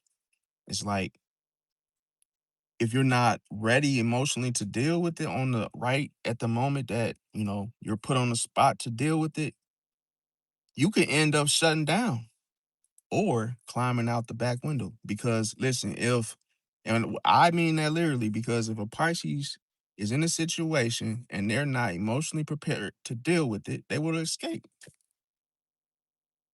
because you can't force a Pisces to sit there and just take something that they don't want to take. See, if it's, remember I said the time, and the time requires space, and the space is solitude. See, it's like you got to let that Pisces go to themselves and get prepared for what's to come. See, because they don't want to be vulnerable. They don't want to be in a situation that forces them into a position they don't want to be in. Now, the next one I have is that why does a Pisces expect themselves to be perfect? Now, that's pulling from the opposite polarity, Virgo. And see, here, it's not so much of the Virgo energy where it's judging or projecting onto others in regards to criticizing what others do regarding their mistakes, like a Virgo would do, right? But with Pisces, it's all about the Pisces being hard on themselves, going back to the inward conflict. So a Pisces can look at themselves and be hard on themselves and be critical of themselves and be judgmental of their selves to where they expect to be perfect. They expect to be perfect. Pisces. See, they ain't talking about you, meaning you behind this camera. They talking about themselves. So that's the difference between how a Virgo does things. Virgo does things on an outwardly. See, they push out the judgment, the critic, the critical nature, where Pisces criticize the inwardly, their inward selves. Now, um, okay, so for the next one I have is, see, why does a Pisces hold impossible standards for themselves? See, I'm gonna tell you, going back to pulling from the opposite polarity, Virgo, the idealism. So here they can shape the expectations with the whole standards. They raise the bar. See, and that's that. I'm gonna tell you why do the Pisces raise the bar? Because of the potential. See, of it's a potential. I could meet somebody that's got all of this, or just the personality, not so much the material. So that's the reason why. Now, for the next one I have is why does a Pisces struggle to move on? Okay. So here, going back to the emotions, the absorption, the energy, and every single time a Pisces merges with a partner, it requires a ton of energy. See, this type of energy comes from the emotions. So this type of bond is emotional. It's emotionally inclined. It's an emotional attachment. So that is very difficult to break. So that's one thing. It's difficult to just release it and act like, oh, you're over it, or oh, you're done with it, because of Pisces, if they become emotionally bonded to a person, they can't just break away from the person just like that. See, because of all the energy that tied the knot together in the first place. That makes sense. Now, another thing is that for my next one is, why does a Pisces forgive too early? Okay. So here, one thing about a Pisces forgiving too early is they do not want to experience depression. See, remember I told you, carry anger turns into depression. See, because if you press energy upon yourself, it becomes depression. You got to, if you can't, anytime you stay angry, you wake up angry. And most of the time people tell you don't do that because it's not good for your spirit, it's not good for your soul. You want to look at a situation that happened yesterday and leave it there. Because today is a new day. You wake up in the morning, it's a whole new, like a sheet of paper. It's a blank piece of paper, a new day. See? So you don't want to be mad about, wake up mad about some shit that happened yesterday. Because yesterday is over with already. See? It's a new day. So with that being said, if a Pisces forgive too early, they do this because they don't like carrying anger. They understand that anger, once energy builds up within a person, see, they become full of power. See, full of power to the point where anger comes from a ball of energy. See, It's almost like you're absorbing, absorbing, absorbing, and you're refusing to let it breathe. You're refusing to add oxygen to it. So what happens is it causes an explosion within yourself. See, so you get full of anger and rage because you're basically holding on to it as if it were literally a ball of energy. You're holding on to it, and then it ends up when you can't release that anger, it turns into depression, bro. See, because now you end up sitting on it. You're sitting with that energy, and it doesn't have a direction. It doesn't have any type of output to where you're just holding on to it. So that's how the anger, it literally explodes, and then you're just sitting there, holding on to it where it has nowhere to go. You haven't used it. What you want to do with anger is you want to release it as soon as possible. The best way to release anger is through action.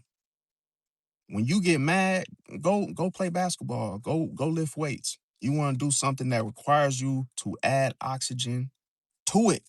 You want to let it breathe, let it get out of you. See, when you get mad, what you want to do, go grab a phone book, something you don't give a damn about, nobody cares about, and rip the pages out of the phone book. Just tear that damn phone book up to where you just rip every page. And as soon as you get done doing that, you would be like, oh, I feel so good. I feel better because you got that anger out of you. See, you had to consume something with that anger. You had to get it out. So when you use the anger on the phone book, you feel better afterwards. You start realizing, I ain't even mad no more. Because anger cannot be held onto. You have to let it out. See? And that's why Pisces is like, oh man, I ain't even tripping. I ain't mad about that. Woo de woo de woo. They're quick to just say, okay, I forgive you. Because listen, forgiveness is powerful because what it does is it separates the anger, keeps it from sitting. It's like, okay, because I'm gonna tell you what starts the anger is like starting a fire. You have to put wood on it first. A Pisces like, I ain't gonna give it no energy. I'm just gonna forgive you. See, that keeps me from having to experience anger in the first place because anger is destructive.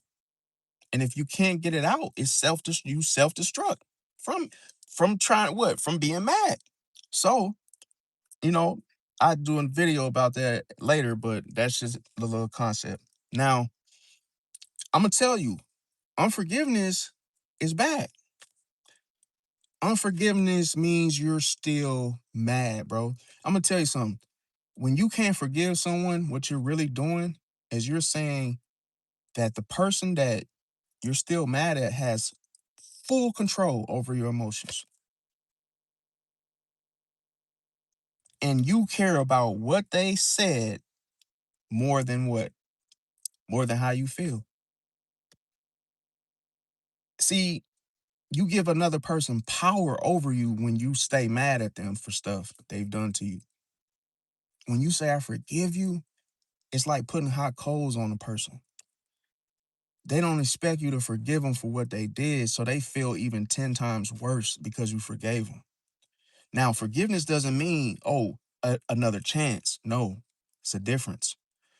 When you forgive, it means I forgive you. I'm not taking the heart of anything. I'm not mad anymore, or I'm not mad at the situation.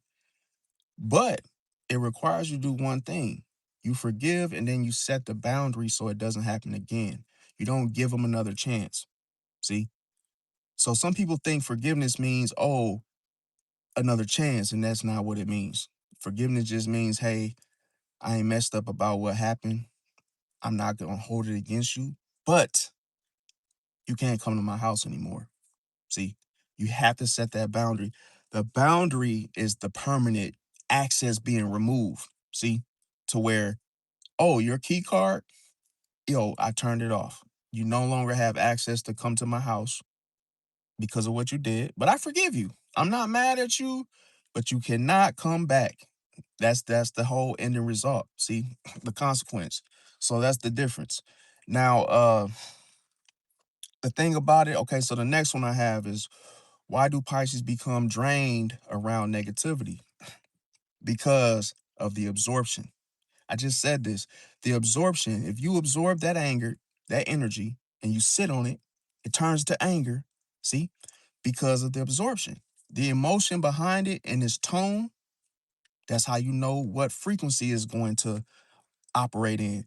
So that's why Pisces will absorb the emotional tone around them. That's why they don't want to deal with the negativity, because negativity is only,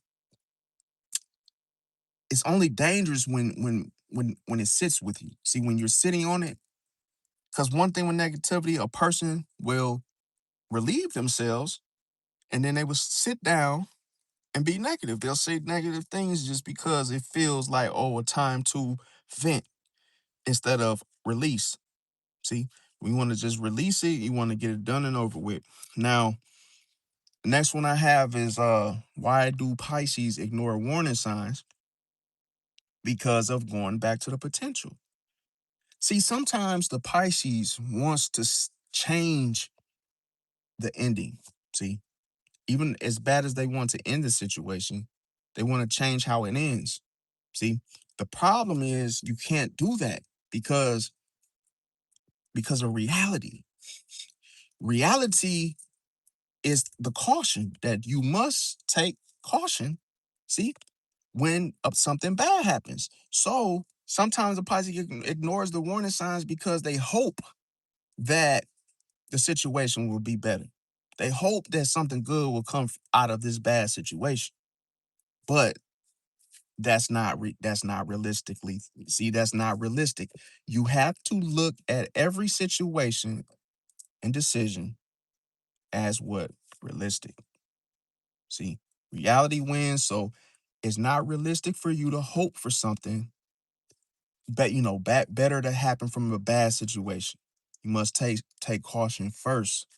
See, take caution first.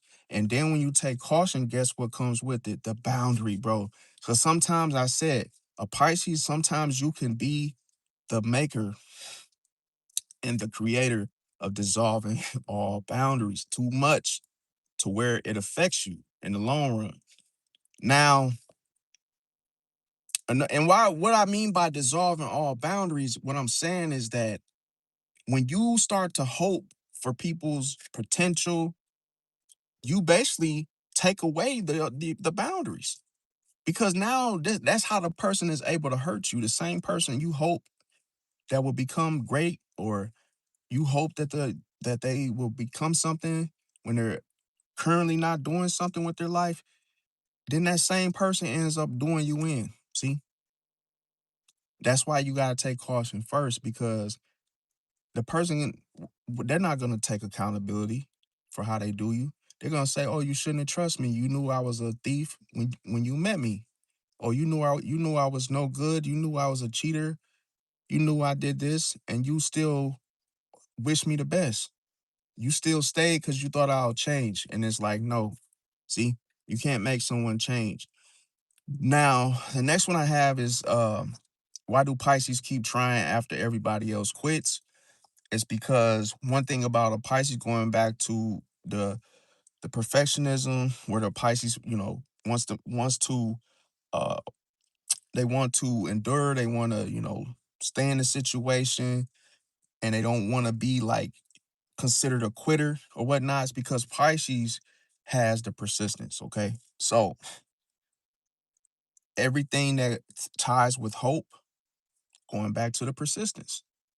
Because one thing of Pisces, in order to have hope, you got to keep thinking that something else is going to happen.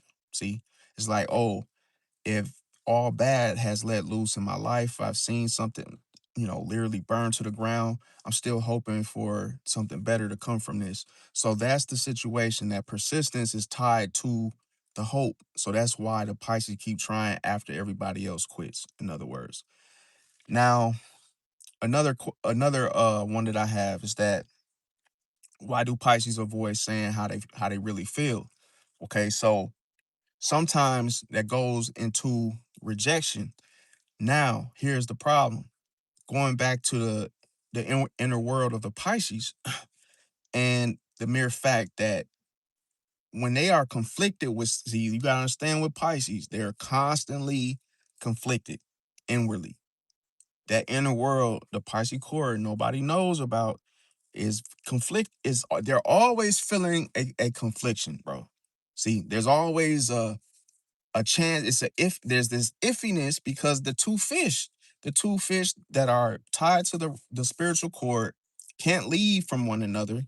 So every time a Pisces goes into the decision mode, as they process things, it keeps feeling like this. It's like it's not something where they could just say one thing and just okay, stick to that alone. It's like everything all in the middle because there's energies flowing and frequencies moving all around Pisces because Pisces is a cycle.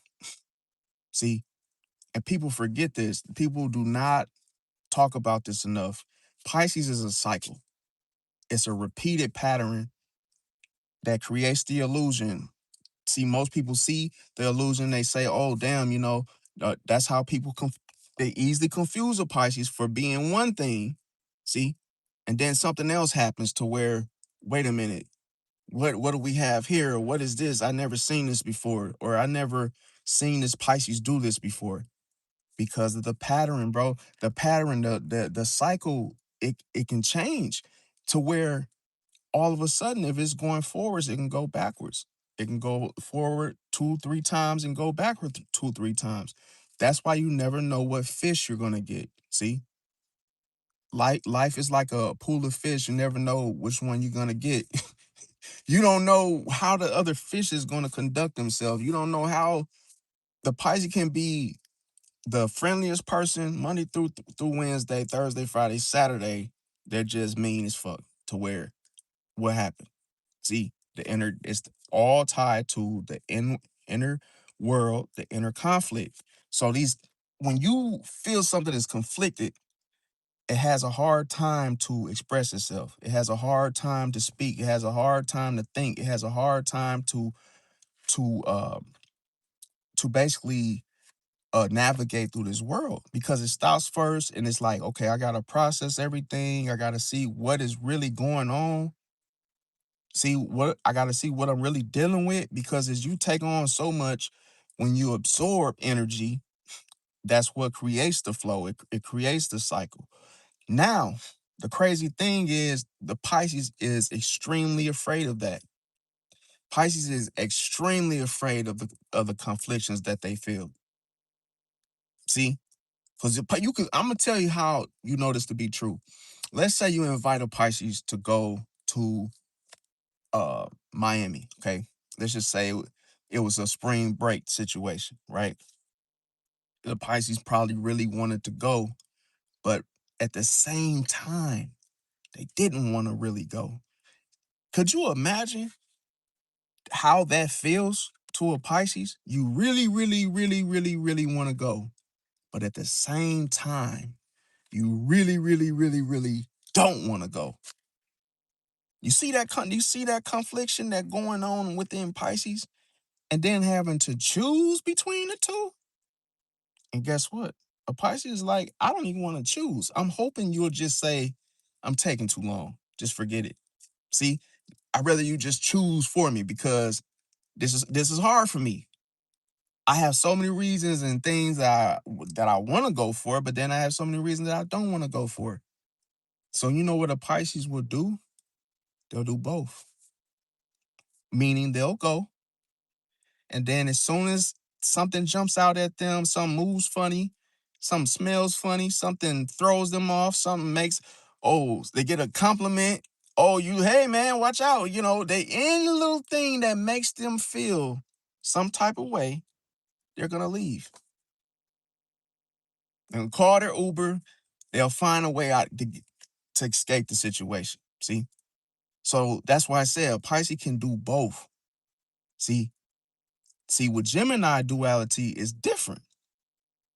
See, Gemini is two. See, the twins, they're the same.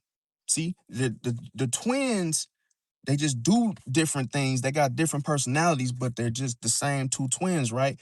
But people got that whole depiction all messed up.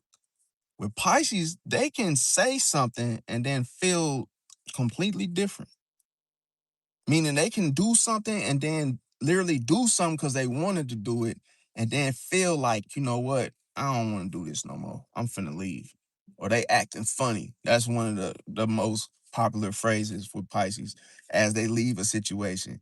They'll go to the party and then as soon as they realize it ain't feeling the vibes, going back to the vibes is off, the Pisces gonna say, man, these folks acting funny, I'm finna leave. See what I'm saying? Because if the vibe don't match the feeling, the Pisces out of there, bro. It's like you want me to go so bad to something, but if it don't feel like it don't feel that way when I get there, I'm leaving. Cause I'm not. That's why I say a Pisces not gonna stay in a situation that they don't want to be in, bro. They're not. It ain't gonna happen, bro. See? Now, another thing is this. Okay, so for the next one, why do Pisces expect other people to think like they do? Okay. And it's because sometimes the Pisces assumes that they have shared values, bro. See, it all goes back to the deep connection. See, so because it's emotionally inclined, that's why sometimes the Pisces expect others to think like they do. Because they're like, okay, well, if you say you feel me, I feel where you're coming from. But as I begin to share with you the different things that I value, I'm hoping that, hey, you will feel, some of this stuff the same. Until you realize, Pisces, that they don't. Now you're like, okay, we are nothing alike.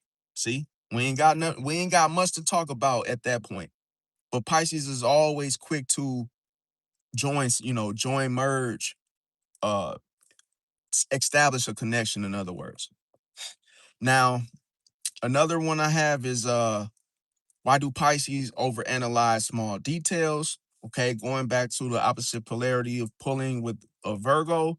So Pisces is very, very hip, very, very aware of details. And the reason why they need the details is because that defines the meaning and the patterns, bro. See, if you miss those details, you won't even be able to understand why someone is doing the same goddamn thing. See, in order for you to understand why the pattern is happening, you must focus on the details. See, you can't miss them. So that's us Pisces, we pull from our opposite polarity just in a different way. See, than the actual sun sign Virgo does. Now, another thing is for the next one is that why do Pisces become emotionally unavailable after betrayal? Now, here, this would be considered self-protection for Pisces because it becomes a priority for Pisces, in other words, to have the self-protection.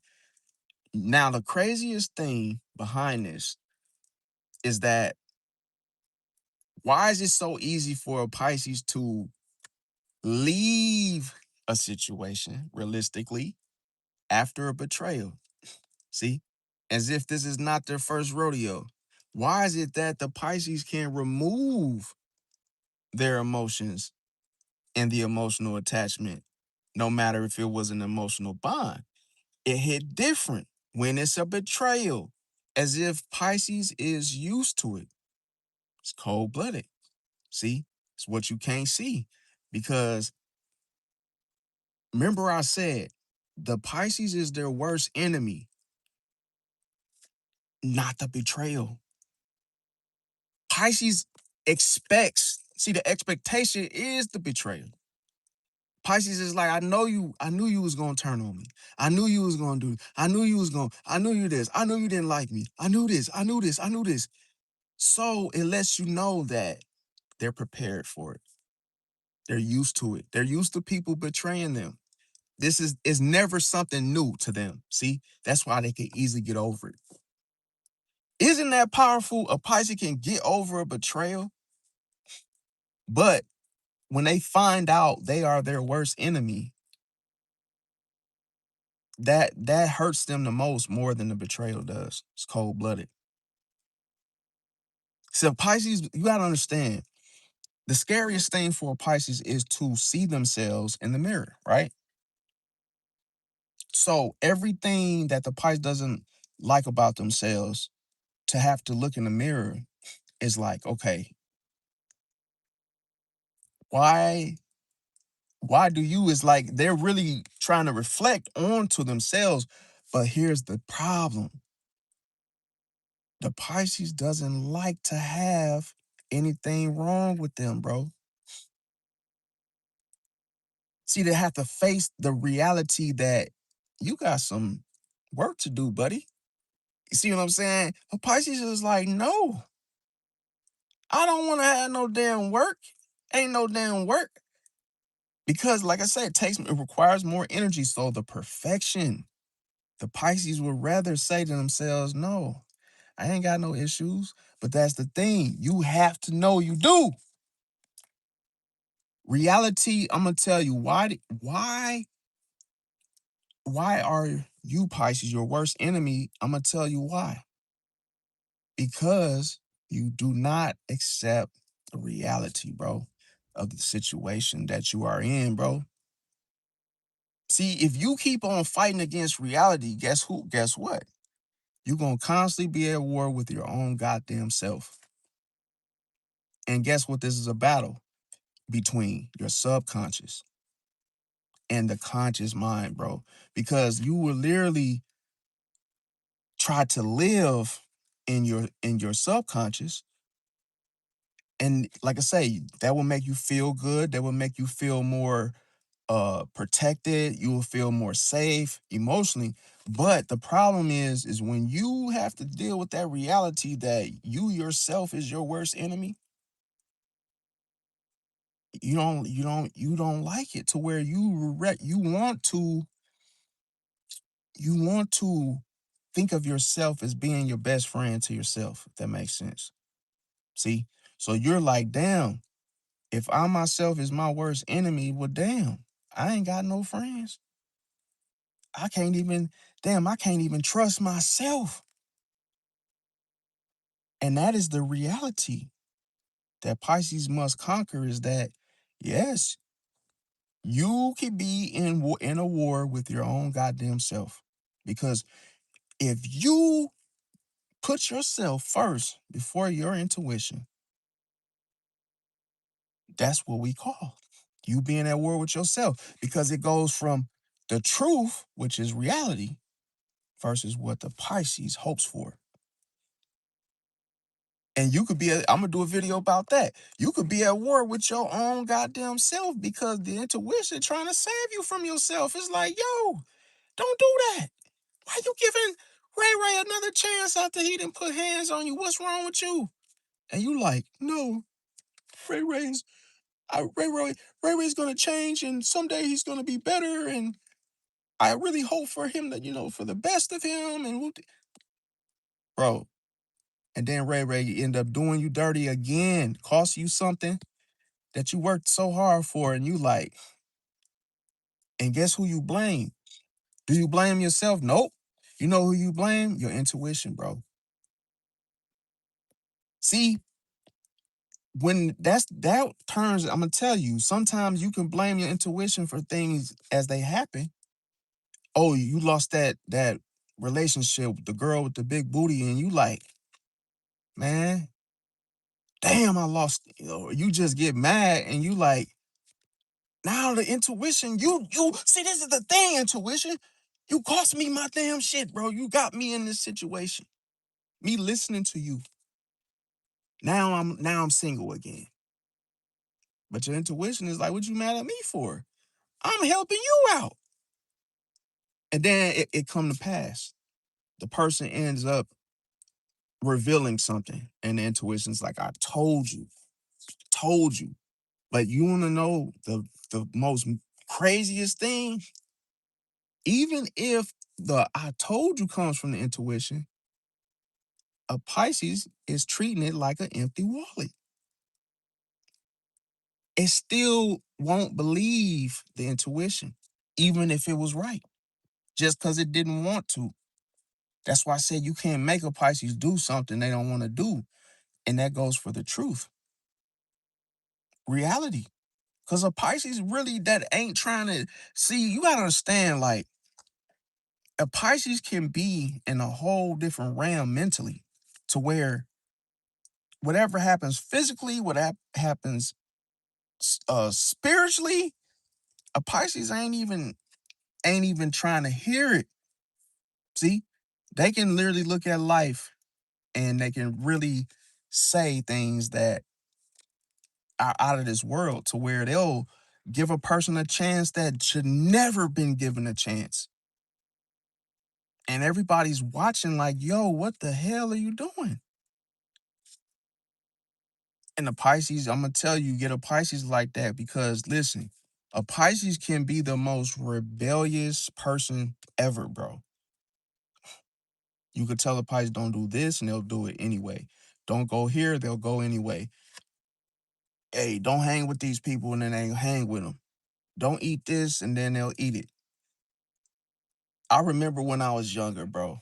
I ain't gonna lie to y'all, bro. Y'all ever seen that bushes with the little berries? It's like the little berry bush. Like, I remember me being a kid, it was the little berry bush that everybody was saying it was poisonous. And they were like, don't eat off the tree. Don't eat those berries off the tree. They're poisonous. And you know what? My ass, I didn't, bro, listen, I was not about to listen to them, bro, because of the control. Don't eat that, don't eat that, don't eat that, don't eat from that bush, bro. That them berries is poisonous. And my theory was, where's the proof that somebody actually croaked off the eating these goddamn berries, bro? And I'm young. And I'm like, I ain't never seen nobody fall apart or fall down or just, get poisoned, right? So what did I do? I went over there and I ate a handful of them berries, bro. And once I ate them, everybody was like, oh, he ate off that. He ate from the poisonous berry bush and whoop-de-woo. And I'm looking like, bro, there ain't nothing poisonous about these damn berries. I just ate them like a damn handful of gushers. And then I'm waiting for the whole poison thing to kick in. I'm like, it's not poison, bro. It's a fucking lie. See, people are just saying things without what it actually happening. And I got tired. I'm gonna tell y'all why I ate the berries. Because I'm literally thinking to myself, oh, don't eat the berries. Well, here, watch me. I'm gonna eat them. And I used to be the type of person that was very gutsy like that and very risky and just do stuff. But I proved them wrong. I said, okay, ain't nothing wrong. I'm fine. Now, does it taste nasty? Hell yeah. But I did it just to get rid of that fear, bro. See, just to get rid of the fear, bro. Cause they had, bro, when they was telling me, no, no, no, no, no, no, no, don't eat that bush, don't eat those berries. And I was just like, dude, you gotta understand this. What's here on Earth, as far as the plants and stuff, bro, just I ain't saying to pig out on them now, but bro, people say all kind of stuff to cause fear, bro. Just to strike fear in folks. Oh, don't, no, no, no, no, no, no. It's a dead end right there, and it's water way on us, bro. It's literally not even that bad, bro. It's just folks just say stuff to scare you. Okay. Now it's a difference if there's a big freaking uh sign that says caution, poisonous berries on a sign on a damn sign is fenced in or something. That's different. If it says keep out, now that's different. I ain't gonna be a freaking dumbass and jump the fence and eat the berries if it got a sign saying something. But just some little, just people saying don't eat those and woo de woo de woo. They make it seem like they tried them. And you see, like, where's the proof? Where's the evidence that somebody got poisoned? Okay. Now, that's one thing. So, okay, so the next one I have is, why does Pisces fear starting over? Now, the reason why I say Pisces is quick to end a situation, but they don't want to start over to the beginning. See, they don't want to, run it. They don't want to start over. And I'm going to tell you why. Those new beginnings, they feel uncertain. See, they feel uncertain. It's that unknown. What if? See, and the Pisces doesn't want to be in that what if. They don't want to be in a situation that's like, what if, okay, start over? No. See, because here's the problem. A new beginning could go either way. Appreciate let me see, Marlon, appreciate the stars. And it's like, with the whole starting over, just you don't know where it's gonna take off, how it's gonna go, what's gonna happen. There's too many what ifs. And the situation for a Pisces is like, look, I'll end it, but as far as starting over, I ain't got nothing for you. See, now another thing that I have is, why does Pisces become too forgiving? And like I say, the compassion. So the problem with compassion is that it can sometimes override caution. See, because you're trying to really feel a person, you're trying to really give them a chance, you're really focusing on letting them slide. See, letting them get by. And that's the problem, because caution is something that uh you have to pay attention to. See, you have to be aware of it. Most people don't take caution.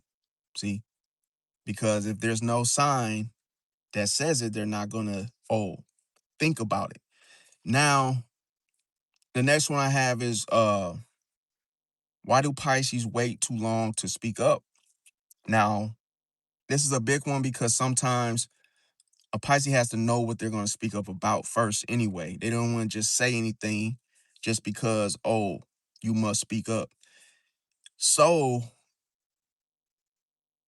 the reason why is because Pisces, they hope the problems will resolve peacefully. See, so this is why they will rather wait.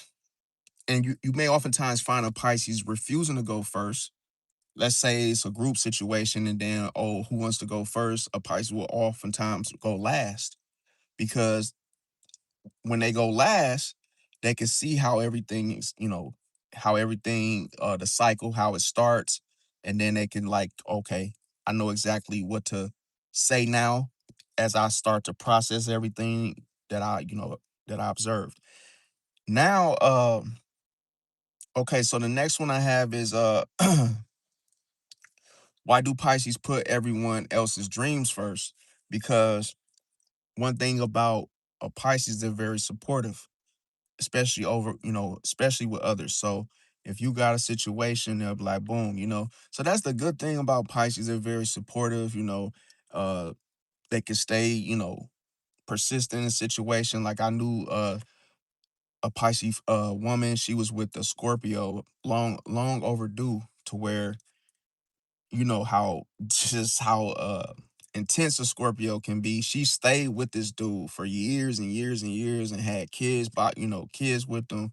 And it's so crazy because, like, this man literally bust like all four of her windows out of her car, like, literally, to where she's still with them. And it's like, you can't judge and say, oh yeah, you should have left. It's like, you don't really know what's going on within their four walls. So it's like, yeah, all you can see is the damage, and then you see, the kids, and then boom, and it's like, it is what it is. She has to realize that it's not working for her to leave the situation alone. Now, the next one I got is, why why do Pisces avoid uncomfortable truths? Okay, so as I mentioned, appreciate the gold coin, Marcus. And see, Why does a Pisces avoid uncomfortable truths? Is because of reality, bro. See, that's why I tell people this. It could be a situation where people want the truth. They want, you hear it all the time. People say, "Oh, don't lie to me. Just tell me. Just keep it real with me. Just tell me the truth." Right? Be careful with that because, bro, the truth can be the. Listen, the truth could hurt you so bad, bro, if you're not prepared, not ready for it. That if somebody had been hiding shit from you for like years, and then, oh, just keep it real, just keep it real, just tell me, like, don't lie to me. People lie to you because they know that if they told you the truth, it'll hurt you. That's why I say, like, you could be, somebody can cheat on you, right? And you might hear the word, I cheated, but you're saying keep it real about what happened, who was it with, all the little details, which goes for, like I say, it's the truth, but it's, you gotta understand the frequency of the truth is very, very high. See, very, very high enough to electrocute you because if you literally hear that truth, it could destroy you. Imagine if you got cheated on and you literally had a one-to-one truth or dare. Oh, did you really cheat on me? And the person's like, yeah, I cheated on you. Even though you guys are already separated, right? You just had this little truce of a dinner and you guys are just discussing like you know, your darkest moments. And you're like, yeah, I cheated on you. And then you get to the point where you're digging. See, you're digging for more truth and you're saying, oh, well, who was it with? I don't think you want to know who it was with. Just know the person cheated. That's enough in itself for you to heal faster from just the mere fact you were cheated on, okay? But when you hear who it was with, that deepens the wound. See? So it's like when you're hurt, you're already, affected or infected. And then all of a sudden, oh, the truth is like a blade, okay? It's like a blade, a saw. And it's like, if you really want more truth, it's gonna hurt. It's gonna hurt. So if that of which you're chasing is closure, I don't think you're ready for that reality of that truth of why they cheated, who was it with. Remember the details to that person's pattern. See, because more truth means you're going to be more what? You're going to feel more pain. Because imagine a person tells you they cheated with your brother. Oh, when you were at work, oh, I was with your brother. Your brother, remember? Your brother was taking me, riding with you to take me to work, and then boom, he would come back and pick me up and told you, all this stuff comes to the surface, and you're like, my brother. And then it's like you cannot process reality just like that. You can't. And you could try to fight it because you're trying so hard to not be phased by it, but it's killing you to where you get angry. See? And when you get angry, you lose focusness. And when you lose focusness, what do? You crash out. And that's what I'm trying to show you guys is that when you get hurt,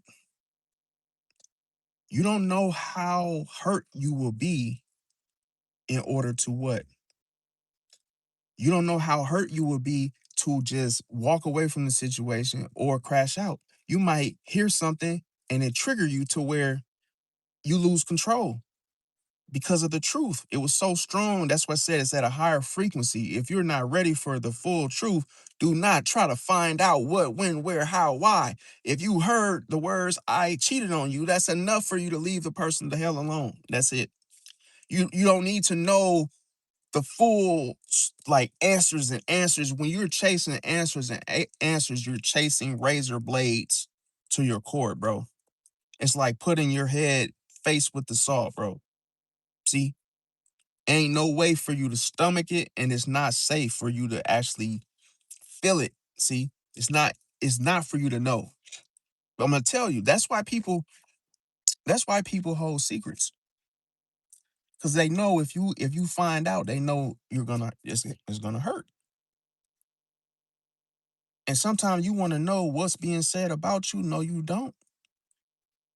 Let them have that shit, bro. Let them have that, bro. Stop trying to figure out what was said about you. Stop trying to figure out who's doing what behind your back. Once you feel that, leave them. Once you feel some fishy shit going on and it's overwhelming you to where you're losing sleep, it's stressing you out, leave the person the hell alone. They're the problem. It's their behavior, the pattern.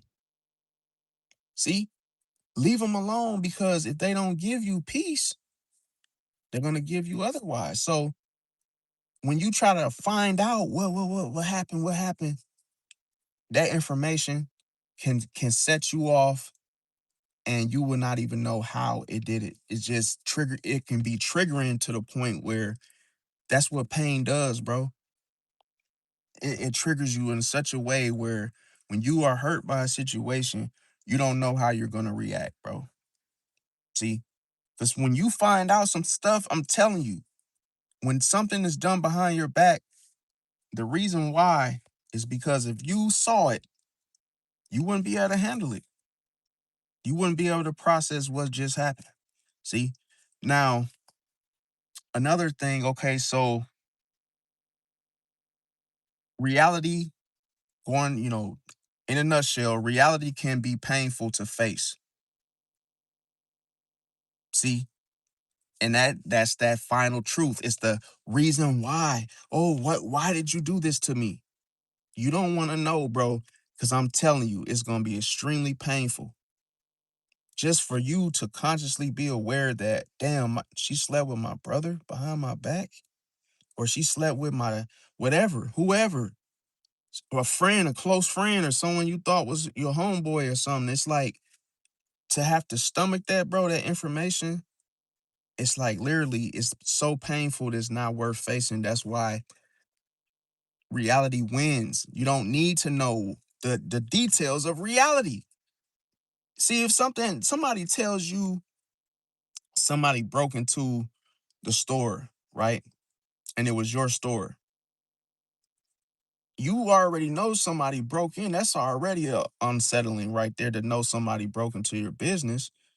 But do you want to hear the details, what they stole? No, because it's already bad enough that they broke into it. You don't want to hear how they stole your $20,000 worth of jewelry, whatever the situation. You don't want to hear all the little details because those feel like little needles poking at your conscious mind to where it hurts hearing that shit. See? Now, another thing is that why do Pisces hold on to hope? Because of being, the optimism behind it. So optimism can be difficult to let go of. See? Because what it reverts to is negativity if you're not optimistic. Now, the next one I have, why do Pisces struggle with boundaries? This is a big one. So the difference here with boundaries is you have to separate the boundary from yourself. Pisces doesn't, this is not a fun job. It's not fun to do the separation of the boundary because the boundary is what keeps a situation from affecting you. See? So if the boundary is separate from you, that's what someone has to come in contact with before it even gets to you. See? But if you don't set a boundary, you feel everything. And that's why once you know this, it's because you dissolved all boundaries. When you feel everything coming at you from a person, it's because you have no boundaries. See? You had no boundaries. People take advantage of you.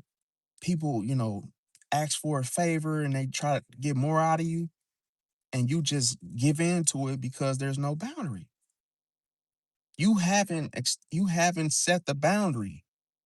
And I'm gonna tell you the easiest way to do this is like planting.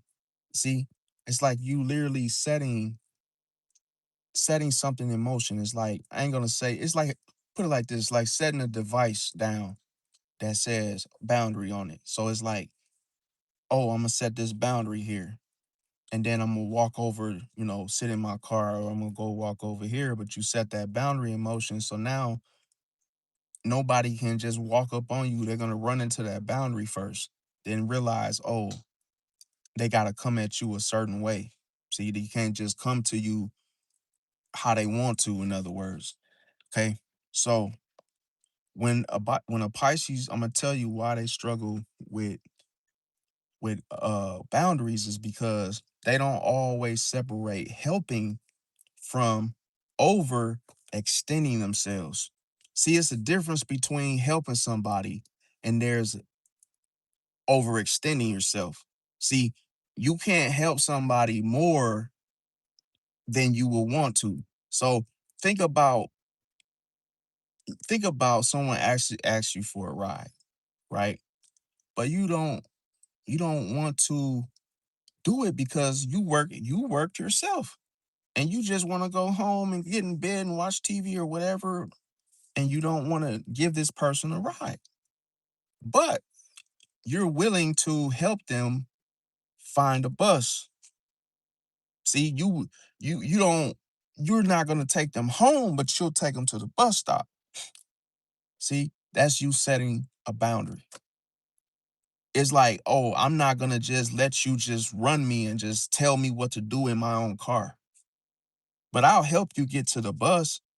I'll give you $1.75 to take a bus, but I'm not taking you home. See how you set the boundary there that, yeah, I'll help you, but I'm not going to let you take advantage of me, in other words. See, but when a Pisces dissolves all boundaries, the person is telling you to take them home. The person is getting in your car when you haven't agreed to give them something. They take advantage.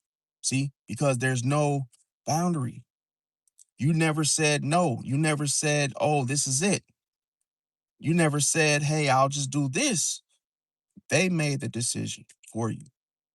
See, because you didn't say nothing. So that's why you have to say something, because this type of uh no boundary type of situation can hurt you. See? Now, another thing is, why do Pisces become emotionally numb? Because whenever a Pisces becomes stressed for a prolonged period of time, this is what happens. See, you get numb because you have to take time aside, separate yourself from situations, cool down. Like, within your day, have time set aside for you only. Whether for 2 hours you watch TV, you look at, you consume content, you read, you watch something funny, whatever. Have time set aside for yourself for at least 2 hours a day. Because, bro, you will run yourself just ragged if you just, don't set aside time, free time for yourself. Now,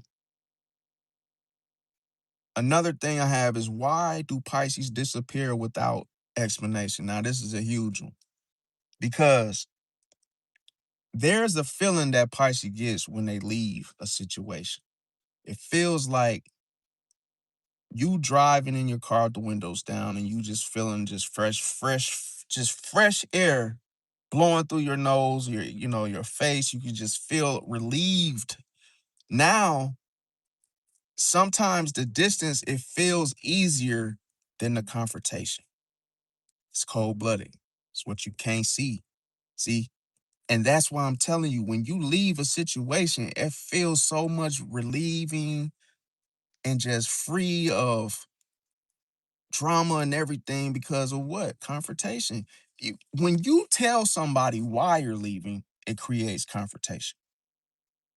It's like, oh, hey, everybody, I'm getting ready to head out.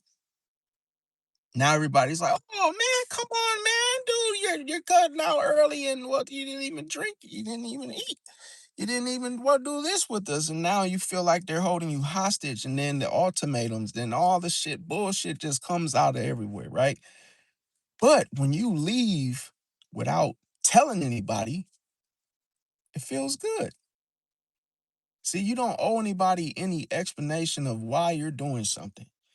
You were born into this world alone, and guess what? You can leave at any time you feel like it. Now I know that sounds like, well, damn, you ain't gonna tell your friend goodbye? No, my goodbye is when, hey, I'm done for the day. Cause your friends should know how you are, bro. They should accept you for how you are, meaning your behavior. See, well, this is how a friend should respond. Yeah, I know Philip, man, he doesn't really give us the little, the lecture about when he's leaving out, but that's Philip. See? Wish I had a friend that felt like that. It might not exist, but hey, it would be nice if it did. But some people are quick to judge you and get angry and, oh, you left, you didn't say bye, you didn't even say thank you. I said thank you, man. How many times do I have to say it for you to believe it? See, some people you gotta understand, like, it's pressure, it's conflicting when you say thank you and then somebody expects you to do it like several more times over. Then it's not thank you, then it feels like I'm kissing your ass. See? So you gotta look at it in, different lights, okay? But anyway, another thing is why do Pisces think they have to do everything alone? Okay? Because they may not want to rely on others. See? Because it's like if I ask you for a favor, then I gotta play by your rules. And see, when if just know this, if a Pisces dissolve all boundaries, there ain't no limitations, no rules. Everything is boundless to where that's like a Pisces let's say they got the ball in their hands, right? And it's a basketball game going on. You know how there's rules to basketball? No traveling, no hacking, no out of bounds. Well, when there's no boundaries, there's no rules. So a Pisces can literally grab the ball and just shoot from out of bounds, and then the referee is like, no good. And the Pisces is like, what the hell is you talking about? I just scored. You're out of bounds. Oh, who said what? Oh, that's the rules. Oh, okay. Hell no. The thing about it is when a Pisces dissolve all boundaries, they don't see no boundaries in anything. You could get pulled over, God forbid. And I'm gonna tell you, this happened to me one time, and the only one. I'm glad it was only one time. But I got pulled over because I ran a stop sign. Right? Boom. Now, before I ran the stop sign, I had a feeling. My intuition would see. My intuition was telling me to slow down, and my intuition was telling me, no, no, no, no, no, no, no, don't run this one, don't run this one. It's probably a cop on that side of the left side blind spot. Man, I was not listening to my intuition. I'm like, no, man, just thinking about that empty wallet. Man, get out of here, man. I'm talking about I gunned it past the damn the stop sign. I just flew through it. But when I flew through it, I got a little squint to the left side of me and I seen that cop car. I'm like, I'm literally flooding it, like just hit the damn gas. Then I see the red and blue lights. And then I'm like, part of me was like, man, just drive off. Don't even stop, bro. Just leave. And I'm like, nah, bro. My intuition's like, don't do that. you're gonna get in a high speed chase over a freaking running the damn stop sign. It ain't worth it. And then I had to stop. But when the cop pulled me over, I was so mad that I was like, damn, man. Like I could have just, and then even when he turned his back, I felt like doing it. I'm like, nah, it ain't worth it, bro.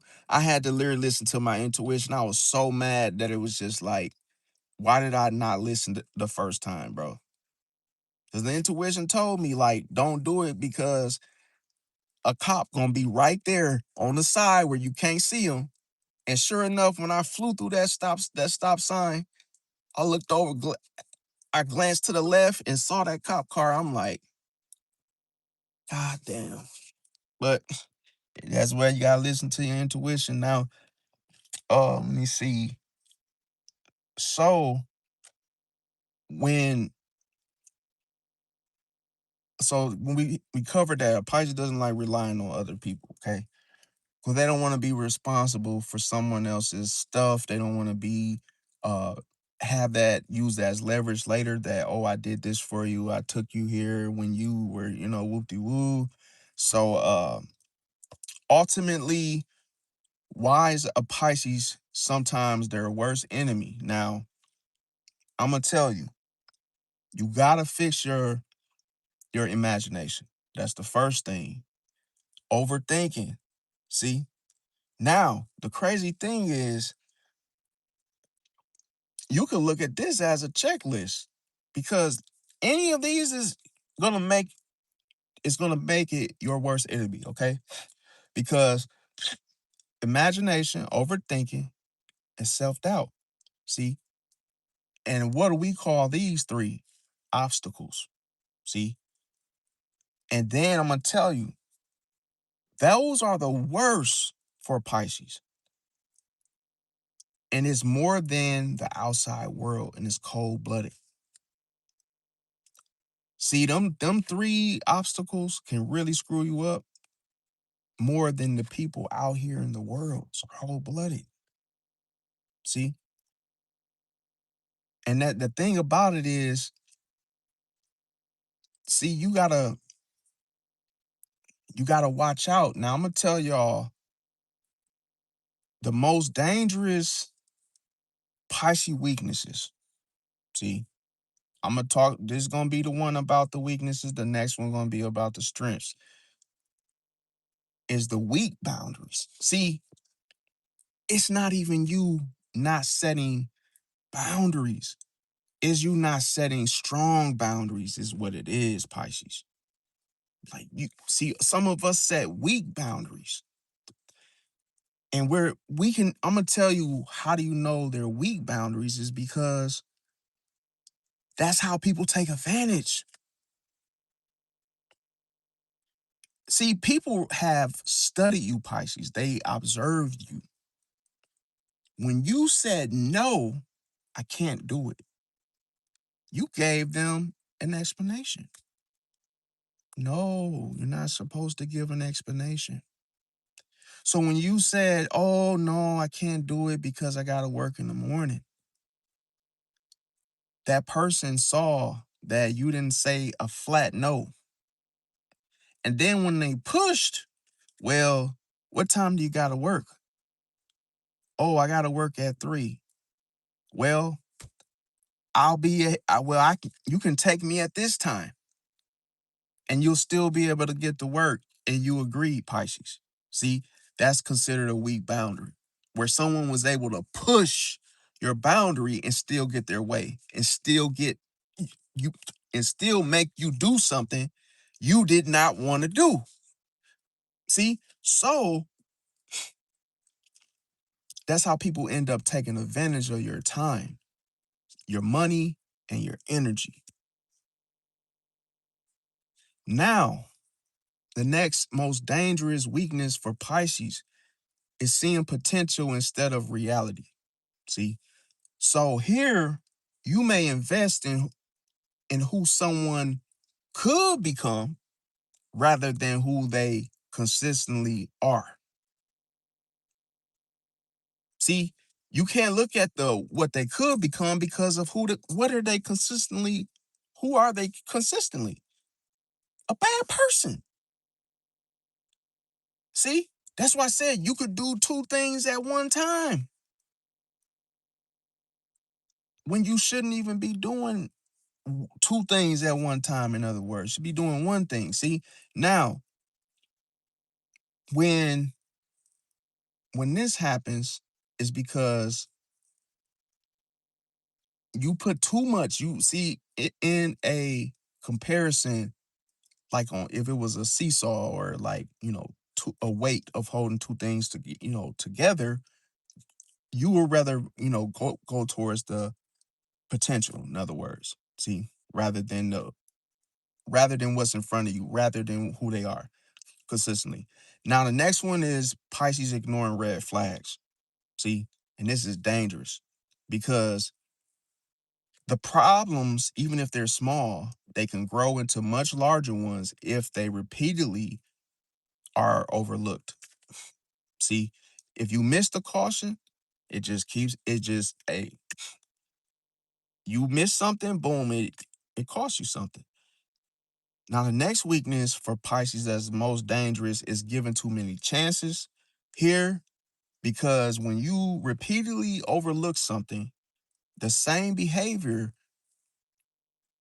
it can keep unhealthy patterns going on and on and on and on and on. See, that's why you can't give too many chances, bro. You only get one chance, they mess up, done. See, now another dangerous weakness of Pisces is loving others more than yourself. It's dangerous because when you constantly self-sacrifice, it can lead to burnout and resentment. See, and that's why you gotta look out for yourself first. And then if you have time left over, if you want to spend it on helping somebody else, that's different.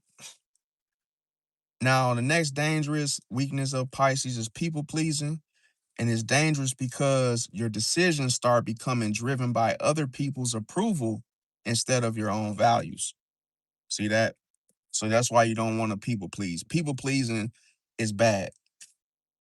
Like you'll do something just because, you're worried about still being friends with that person, or you're worried about how they're going to look at you for saying no. Now, another dangerous weakness of Pisces is trusting too quickly. So it's dangerous because you may share your time, your money, or emotions before trust has been earned. See, you see how you cannot get ahead of reality, bro. There's no way. Whatever you do that's not realistic, it costs you later. See, it costs you something every single time, bro. You cannot ignore reality, bro. Reality should be looked at first. Always do things first logically, realistically.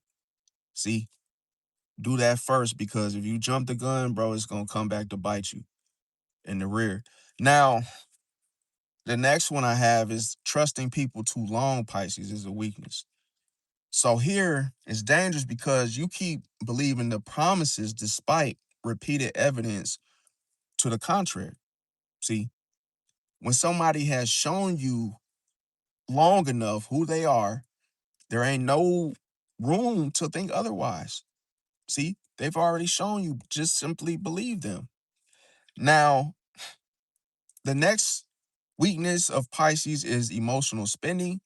So here you can it could be dangerous because you start spending to cope with, stress, and it can create long-term financial problems for you because you may buy things because you're stressed out.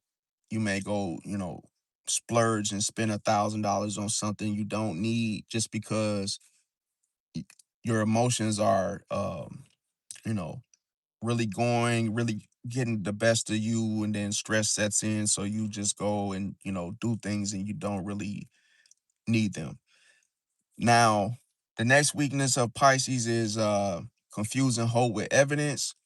And I'm going to tell you why it's dangerous, because hope is valuable, but decisions also need to be grounded in consistent actions and facts.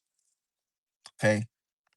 Now, Another weakness of Pisces is absorbing everybody's problems. See, and then taking them as your own. Because the problem of how this happens is because emotions, they tie the knot. See, the same knot that ties the fish together is with the whole spiritual cord. So anytime you go into a situation and then you're absorbing their problems as they tell you things, as they vent to you. Anytime a person vent to you, you're absorbing. Okay. So if somebody tell you, oh, what happened to them, could be new or old, it doesn't matter who they are. If they're telling you something, you're absorbing. So as you absorb, you become emotionally drained, carrying the burdens that aren't yours. You're getting drained carrying the burdens of what this person is telling you based off the story, based off the, series of events that happen with that person. So you don't want to do that. Otherwise, you're going to be bogged down. Another weakness of Pisces is avoiding conflict because the small issues they grow into much bigger ones because they're never addressed. That's why I said you cannot ignore things. You cannot just say, okay, just because something is annoying you, oh, you know, I'll just let it go or just not address it. In other words, you just don't want to do that because, like I say, you just can't avoid conflict all the time anyway. Now, the next one I have is a Pisces weakness is bottling up your emotions because when you suppress feelings for too long, it could eventually lead to emotional outbursts. See, and the problem with this is that this is the birthing of crashing out. It's like when you look at people that crash out, how does that happen? It happens because they're bottling up their emotions. This will cause people to crash out, break things, punch holes through walls, and that in itself, and is due to the leading to the emotional outburst. Now, another weakness of Pisces is losing yourself in relationships. So sometimes as you begin to merge, see, you become one with that person, but you got to be careful that you don't lose your identity, okay? So your identity becomes centered on someone else's, see, instead of your own goals and values because of you wanting to heal someone, see, and seeing their potential. When you're in a relationship, a lot of times you could always look at the best or just things that need to be fixed about the other person, where you lose yourself. You were so attentive and supportive of that person where it's like you don't even see yourself in the relationship and what you got going on. So you end up suffering as a result because you put the other person first. Now, another weakness of Pisces is believing words, more than actions. So here, promises alone don't show reliability. See, it's always the patterns of behaviors that matter when a Pisces is doing this. So that's why you got to look at the actions. The actions carry out how the person really feels about themselves and you and others. Now, another weakness of Pisces is staying too long in a situation. And here, it's like you can remain in an unhealthy situation long after it's clear that, the situation is not improving. Another weakness of Pisces is living in fantasy. So here, going back to pulling from the opposite polarity, Virgo, a Pisces can idolize a situation to where they can make it harder to respond to what's actually happening. See, that goes also into trying to control the ending, see, in order to escape you know, uh, in order to escape the whole ending decision of a situation. It's like you probably don't want to end it the way that you should. So you end up just trying to live into a fantasy about it to where you're like, oh, you start factoring in all these different situations in order to not have to deal with it you know, as it is head on. Okay. Now, another weakness of Pisces is overthinking everything as we cover. So, constant analyzing the situation can make it difficult to make decisions or take action. Another weakness of Pisces is fear of being alone. So Pisces can have a fear of loneliness, and this can keep someone in relationships that aren't healthy. Because if you have a fear of being alone, what can happen is you can be in a codependent relationship where you're just with someone and you don't even want them, you don't even like them, you don't love them. You're just you would rather just be with somebody than to be single. In other words. Now, another weakness of Pisces is smiling through pain. And this is an illusion that a Pisces can give off to protect their image because hiding your struggles can prevent others from knowing that you need support. So, this is why when you want something to be reciprocated, Pisces, this is why oftentimes it's not because you're not showing the vulnerability. You're not showing that that you're hurt and that you need support. So people just like, oh, well, he looks fine or she looks fine. They don't offer you any help because you don't ask for it, or you just basically try to hide your pain through a smile. So with Pisces, they can draw the illusion and they can draw the facade. See, the facade it could be a front that a Pisces like John Wayne Gacy. So if you want somebody to take you as such, well, when you change your appearance other than how other people perceive you, they end up getting manipulated, see, because of what they see and how they feel. So that's why if a person look at a person wearing a mask, they basically behave different according to how that mask is shown to them. See, if somebody have a clown face as a mask and that's not even nowhere near their mood, emotional tone, or just their makeup, it's like, damn, you could be thinking somebody friendly and they're not even nowhere near friendly. See, it's just the mask, the facade they showed you. They wanted you to believe that they were friendly in order to do you dirty without you being prepared for it. Now, another thing is a weakness of Pisces is helping people who won't help themselves. So you could spend a whole lot of energy, e- going back to the emotions, a whole lot of energy is just spent on somebody that won't even help themselves. So why would you help them, Pisces, right?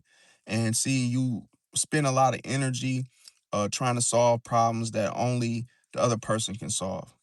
Now, another weakness of Pisces is not enforcing consequences. So the reason why this happens, okay, is that see, you have to take action. See, we call this precautions. You have to take action, and action is required to set boundaries. But if your boundaries aren't followed by action, then people may not take you seriously, Pisces. And this is why. See, they won't take you seriously because you do not give them consequences, bro. When they do stuff, you got to hold them accountable.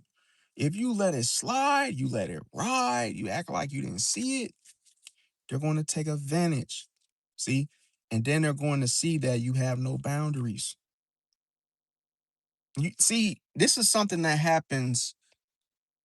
It happens to where you don't even realize it because you don't even see it yourself. And this is the craziest thing. Why I always why I always say is what you can't see, because that became my motto. That became my word, my phrase, or however you want to say it, for a reason, because the person sees no boundaries. So you think that they really like you. You think that, oh, they're your best friend. You think that, oh, you got so much in common with such and such. But you don't realize that they figured out that you have no boundaries. So you are the go-to for everything because they can have their way. Who wouldn't want a chauffeur, chaperone, someone to just do whatever they want them to do? That would be that's the perfect thing that everybody would want. It's just to have things their way. Oh, you want to? Oh, I could. use your car, take me over here, do this for me, do this for me. And you don't say no, or you don't say, but I'm gonna tell you, Pisces, you gotta be careful with this, okay? Because of manifestations. Now, if you tolerate this can manifest into BDSM. This can manifest into you feeling like, oh, you letting, you being submissive, you being and it could be it could be a situation where you feel like you deserve that. You could feel, see, this is why I said you have to watch out, Pisces, with this, because your mind is so strong, your imagination is so strong, you're very, very creative. And see, the problem, if you misuse it, your creative, your creativity in the wrong way, you could end up doing something that you absolutely don't even know what you got yourself into, just because you tolerate things. You could become submissive. You could become someone that, after getting taken advantage of so often, to where now it has spilt over into other areas of your life, to where now you're at your job, they're doing it, and then it's like it just keeps on going and going and going and going. Now, what ends up happening as a result, see, and then that be, because I'm gonna tell you, with the Pisces, you always break even, bro. See, so it can be a situation where, hey, everybody's taking advantage, and then the Pisces becomes manipulative to escape the harsh reality of being used, taken for granted, taken for a ride, being stepped on, being submissive. And when a Pisces says, I don't know how to deal with this, even though they're the ones causing it, doing it, two things at the same time, not being able to stop one thing, but continuing to allow it, but still feeling some type of way about it. And then as a result, the Pisces can become a piranha. They can become shisty. They can become dirty. They could become, because I'm going to tell you, when a Pisces, don't think for 1 second the Pisces is happy about how they're being treated. No, if a Pisces doesn't know how to help, like they don't know how to do it in a healthy way, they don't know how to heal from it, they don't know how to stop it, they'll start becoming manipulative to where, oh, you want to ride? I'll give you a ride, but guess what? I'm not going to take you to your destination. A Pisces can hurt somebody where now when they've given you a ride, they've took you somewhere way out and dropped you off in the middle of nowhere. And you're like, wait a minute, this isn't my stop. Hey, you're supposed to take me to work. Now you're gonna make me late for work. And then the Pisces is like, good, good. Well, hey, I tell you, I hope you don't get in trouble, man. I hope I didn't make you, yeah, I hope I didn't ruin your day. The Pisces start becoming passive aggressive, because now the anger I'm telling you, the anger sits in, the Pisces just starts doing stuff they know is going to cause a reaction emotionally. To a Pisces is like, I got to make you feel everything just because I couldn't tell you no.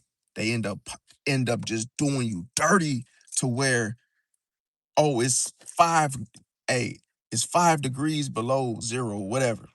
Next thing you know, the Pisces offers you a ride and literally drops you off in the middle of nowhere, frees your ass off, and gets a kick out of it, because this is how I felt when you were taking advantage of all those rides. You never gave me gas. What I'm saying all this for is not to make fun of Pisces. I'm telling you guys, if it's not handled, if it's if you don't heal from it, and I'm gonna tell you, if you take no action and you tolerate having no boundaries, then everything else is balanced. You will start literally Pisceing to where you start confusing people because you don't want to do something, but you don't want to set a boundary either. So nobody can't see your boundaries. So then what happens is people think you're cool with it, and then you punish them. And then they're like, I just gave you $15, bro, and you said you were going to take me to work. And now you are not taking me to work. You got my money. And then the Pisces is literally like, get the hell out of my car. And you're like, and now you just got scammed for your money. And it's like, oh my God, what's going on? Because I'm telling you, bro, never now, for those of you that have done this to a Pisces, it's your fault. It's part of your fault. I'm gonna tell you, if you ask a Pisces to do something and they did not want to do it and they told you, I don't want to do it, don't force them, bro. Don't try to pull a fast one. Don't pressure them. Don't try to do nothing slick, sneaky, because it's gonna backfire, bro. And I'm gonna tell you, it's a set amount of time. You don't have a lot of time to play with a Pisces that don't want to be played with, bro. Because they'll make you feel something to never ask again, bro. Because I'm gonna tell you, you will learn a lesson with Pisces. They will teach you stuff. See, just by them not setting a boundary, bro.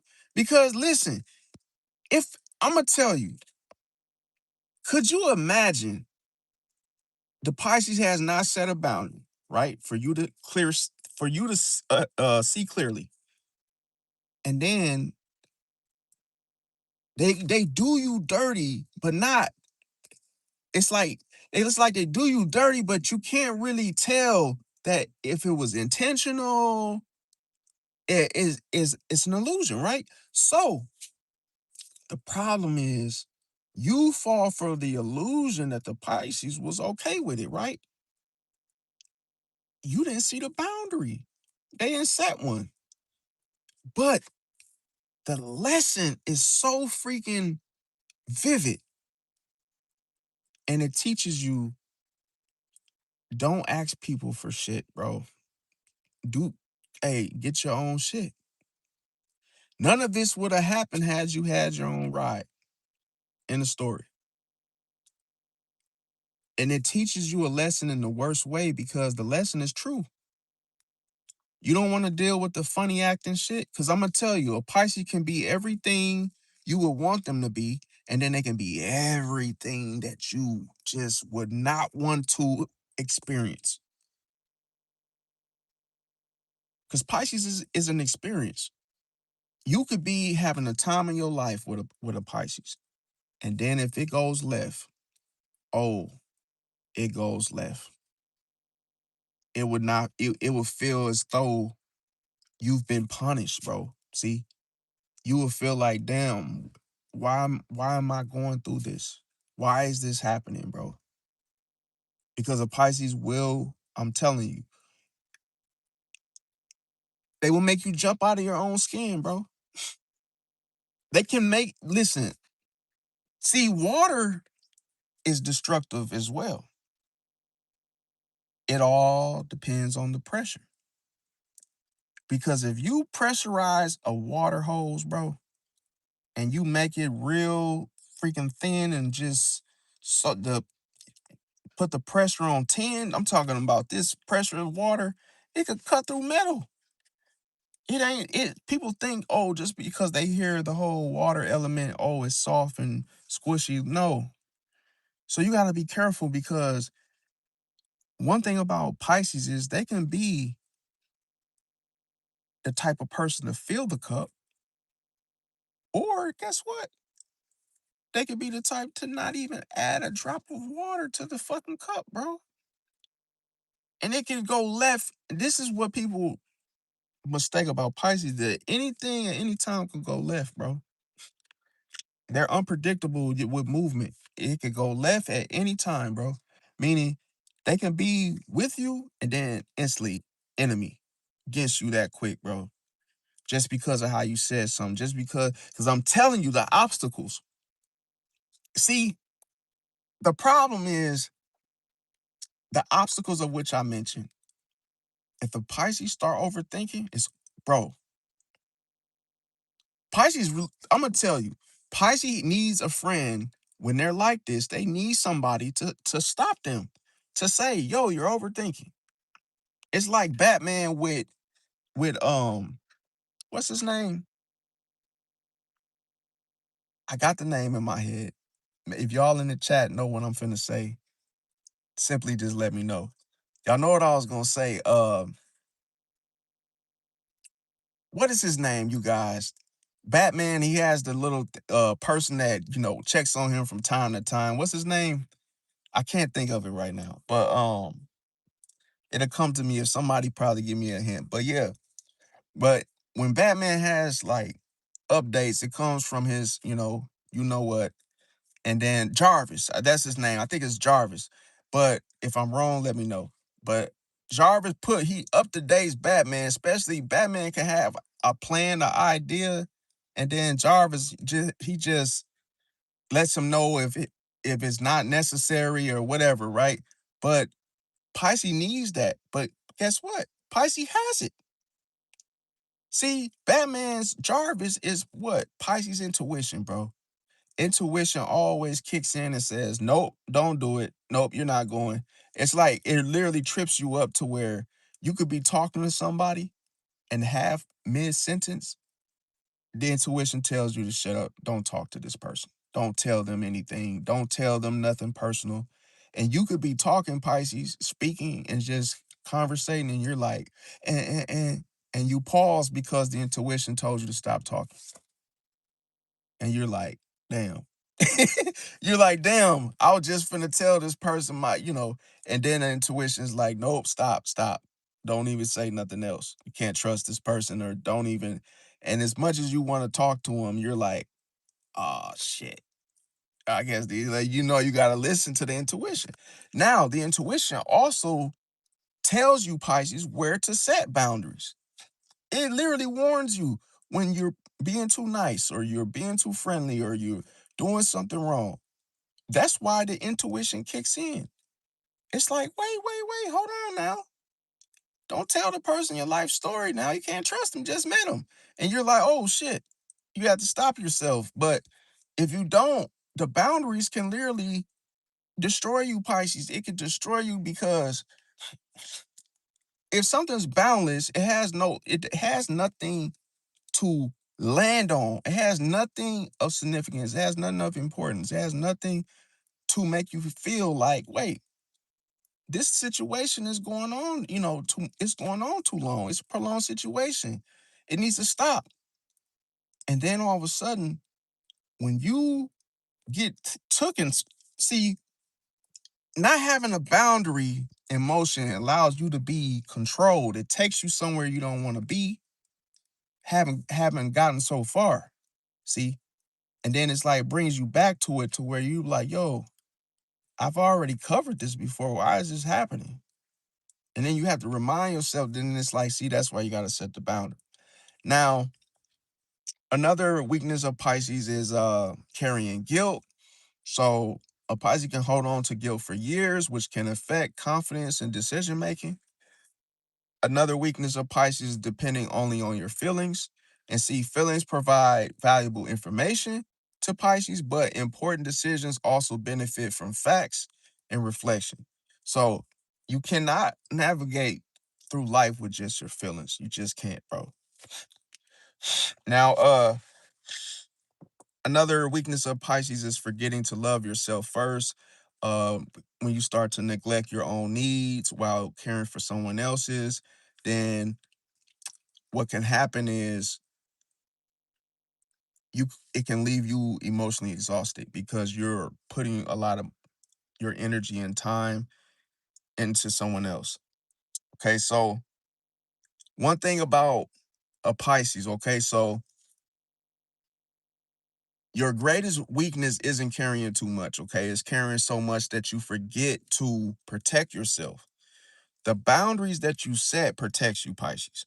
That is your protection.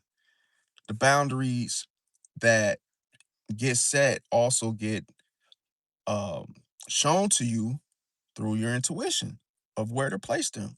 See, because your intuition is there to guide you. So it's almost like it's going to always tell you where to set boundaries with people, situations. And you need this because the delicacy of you, Pisces, your heart, your compassion, your empathy is very, very vivid. And people can see this. You got to understand that people are drawn to you because of it. But when they are drawn to you, they want to captivate it. They want to control it. They want to take it. They want to take advantage. They want to have it at their arm's reach to where that's not even realistic. And then it's almost like the person could become addicted to you to the point where you're like, yo, why is this person always asking me for stuff? Why is this person always following me? Why is this person always looking at me? Why is this person always on me? And that's why, because they don't see the boundary. See, if a person saw a door that was shiny, right? And they were drawn to it, and the minute it looks so sparkly from a distance, I just had to help myself to it, right? Then they reach for the handle. Why do they reach for the handle when they just saw something shiny from a distance? It's one thing subconsciously that happens to where, oh, it looks so good that I just felt I could just open the door and walk right through it. See, when you're so nice to people, they see the shiny door, bro, and they see they can walk all over you because it's nothing that makes them think, oh, the door is locked. See, because I'm telling you, when you go out of your way and you are extremely friendly, extremely nice, even if that's just how you want to be, always know the reality of the situation. If I didn't know you from a can of paint and you were extremely nice to me, or I was extremely nice to you, why would you want full access? See, why would you want full access to me? What's so good about me? Oh, because I'm so friendly. That when you're so friendly, guess what it shows? No boundaries.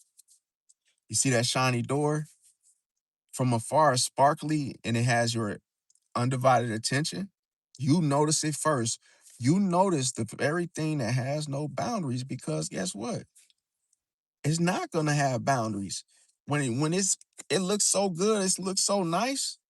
That's just like I'm gonna tell you. That's just like a woman that re, dressing revealing. She has nothing to show, nothing covering her, and all of a sudden she makes it easy for everybody to see and have access to it. See, without no boundaries. So men are drawn to her because they see that girl as being easy, accept, easy. It's like they see the woman as being easy access. The word I'm trying to say, I can't even say it. Accessible to where it's like, oh, I can easily just have access to her because she's just showing it. You got to understand it communicates that, come get me.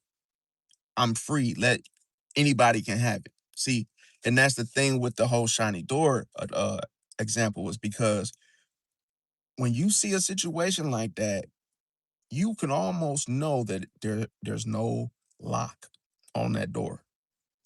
See, there's not going to be any pushback. There's no protection.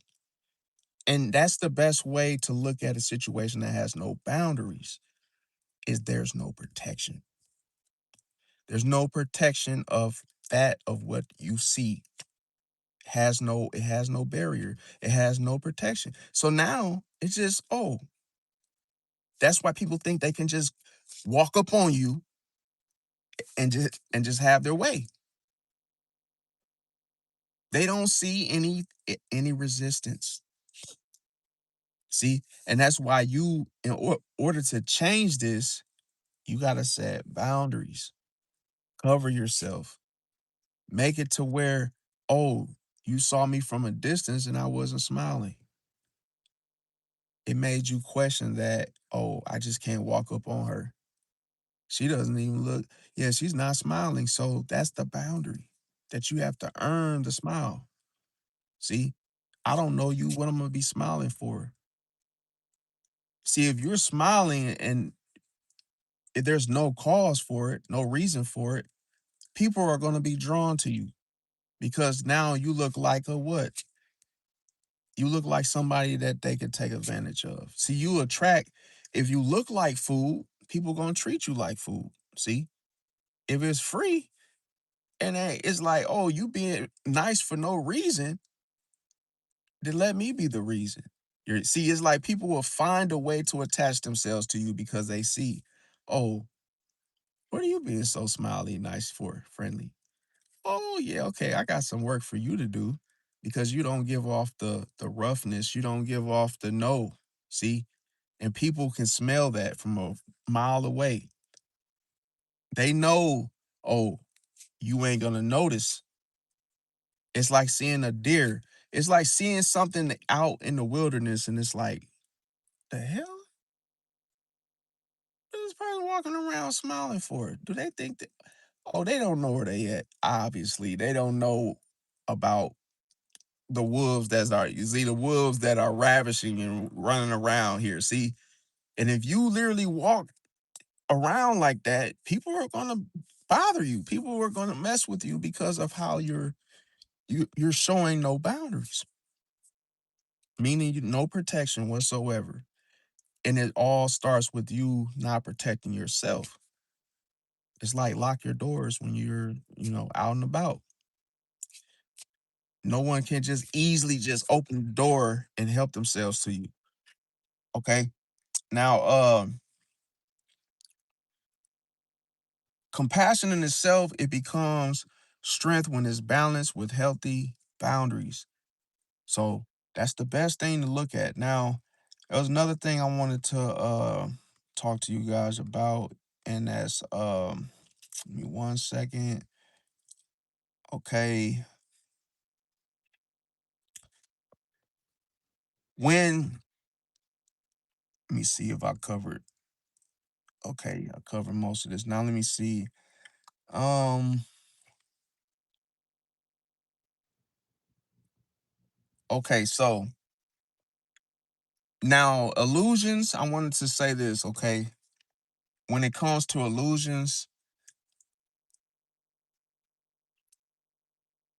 is the fact that, see, if a person tells you a story, okay, and you're telling a personal story and that person is telling themselves a different story other than the story they told you,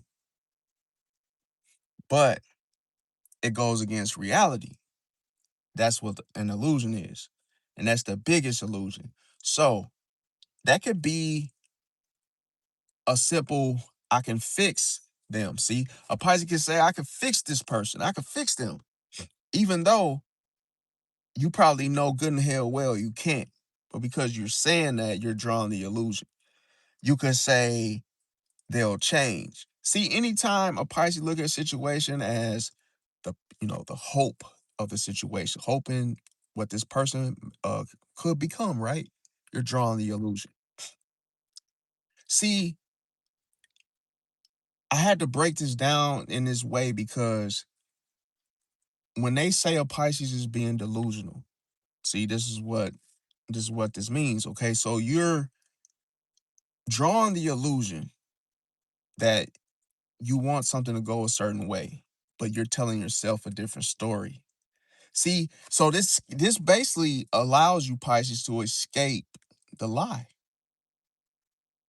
See, because you're telling yourself one story, you're doing two things at once. and then you're telling the person in front of you a different story. So they can't say you lied because you already told yourself, you consciously are aware of what you told yourself, and then the story you told them was separate, was different.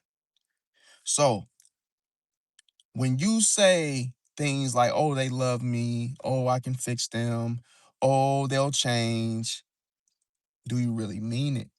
And no one questions you there. See, and you know they're not going to question you there. So a lot of times people buy what you're saying. They believe you. Oh, yeah, okay.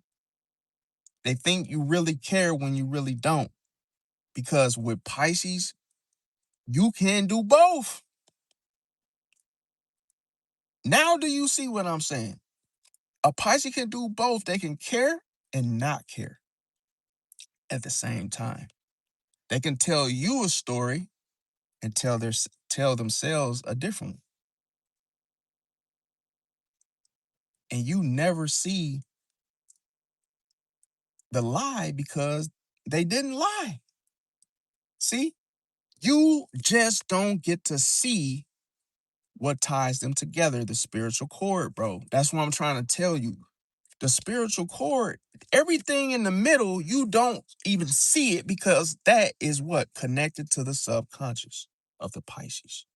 And that of what you can't see in the Pisces allows the Pisces to see your subconscious and what's there. That's how they know what you're going to think. See, they know how you're going to think about something. That's why people get confused because they don't expect a person to do two things at the same damn time, bro. It's cold blooded. See, now you may hear this often. A Pisces might be like, oh, they're loyal. Don't even worry about it. They're loyal. But how many people question what a Pisces says? Nobody, listen, hardly none because, oh, they're loyal. Yeah, they're loyal. But not one person sits there and think, are they really? Because the illusion is so strong, bro. Like a Pisces can say something and you can think that, oh, okay, well, the Pisces said they're loyal. Okay, well, they're loyal. And then all of a sudden you don't ask yourself the question, are they really? Are they really? Now, this is cold blooded because what are you doing? You're asking yourself the question twice because they're doing two things at one time. It's cold blooded. See, I just told you guys how to understand a Pisces because we communicate different. See? And you have to, it's like you have to double check everything. When you're dealing with Pisces because they do two things at once, you got to double check twice. If they say something to you, you got to ask yourself, wait a minute. Did it really do it twice? Hey, did it really? Okay, they're loyal. Let me check. Are they really loyal? See? Because you got to understand that the biggest illusion is the one that everybody falls for. See, at the end of the day, I'm telling you. And here's the thing you got to ask yourself, what do their consistent actions show? See, consistency, see, you got to look at the thing with consistency, something that just stays consistent all the way through. See, and that's the thing. That's how you don't fall for the biggest illusion. If you don't see consistency in anything and you're still rocking with it, and then you're disappointed, what are you doing? You're falling for the biggest illusion, no matter what it is. So if you don't see consistency, leave the situation alone because you're just falling for the illusion. See? Now, one thing about the misconception with Neptune is that we don't really know if it's all about deception. Okay. We hear that and then people run with it and think, oh, yeah, they're all big deceivers or whatever. See, now Neptune is all about the possibilities. See, That's why if you ever notice with Pisces, more concerned about the ending than the beginning. Because Pisces is like, look, I'm the 12th zodiac sign. We're gonna leave all the beginning, the start to Aries. My prerogative, my mission is to end things because I'm the last sign. But if you want to know about how it starts, maybe you should go and ask the Aries. Because I ain't finna do his job. Okay. Now, the thing about it, Pisces is all about the possibilities. So that's why the imagination can feel like an obstacle. It never ends. The dreams, they never end. They're not supposed to. See? Now, the crazy thing about it, when you dream about something, it means something. See? It means something because that information in the dream is connected to something in the waking life, but you have to know what it's for. Otherwise, you'll just sleep through it and miss it. Now, the imagination lets you create a masterpiece, and then it can also make you overlook things. It can make you overlook reality. See, it can tempt you into that direction. So that's why I always say that everything in its duality, it can affect you and affect the way you look at things just if you misread into it, even if you use it wrong. Because of the possibilities, just like with empathy, it could work against you. If you misuse the empathy and you don't know how to empathize correctly, it could backfire. See, now what is that doing in itself? Two different things at the same time. You thinking that you're doing the right thing and you're doing the wrong thing. See, it's like you gotta know when, who, and when, and where. The five W's when it comes to how do you use empathy correctly. Because if you show empathy to someone that is not a good person or they don't have good intentions towards you, see how that could end up going down.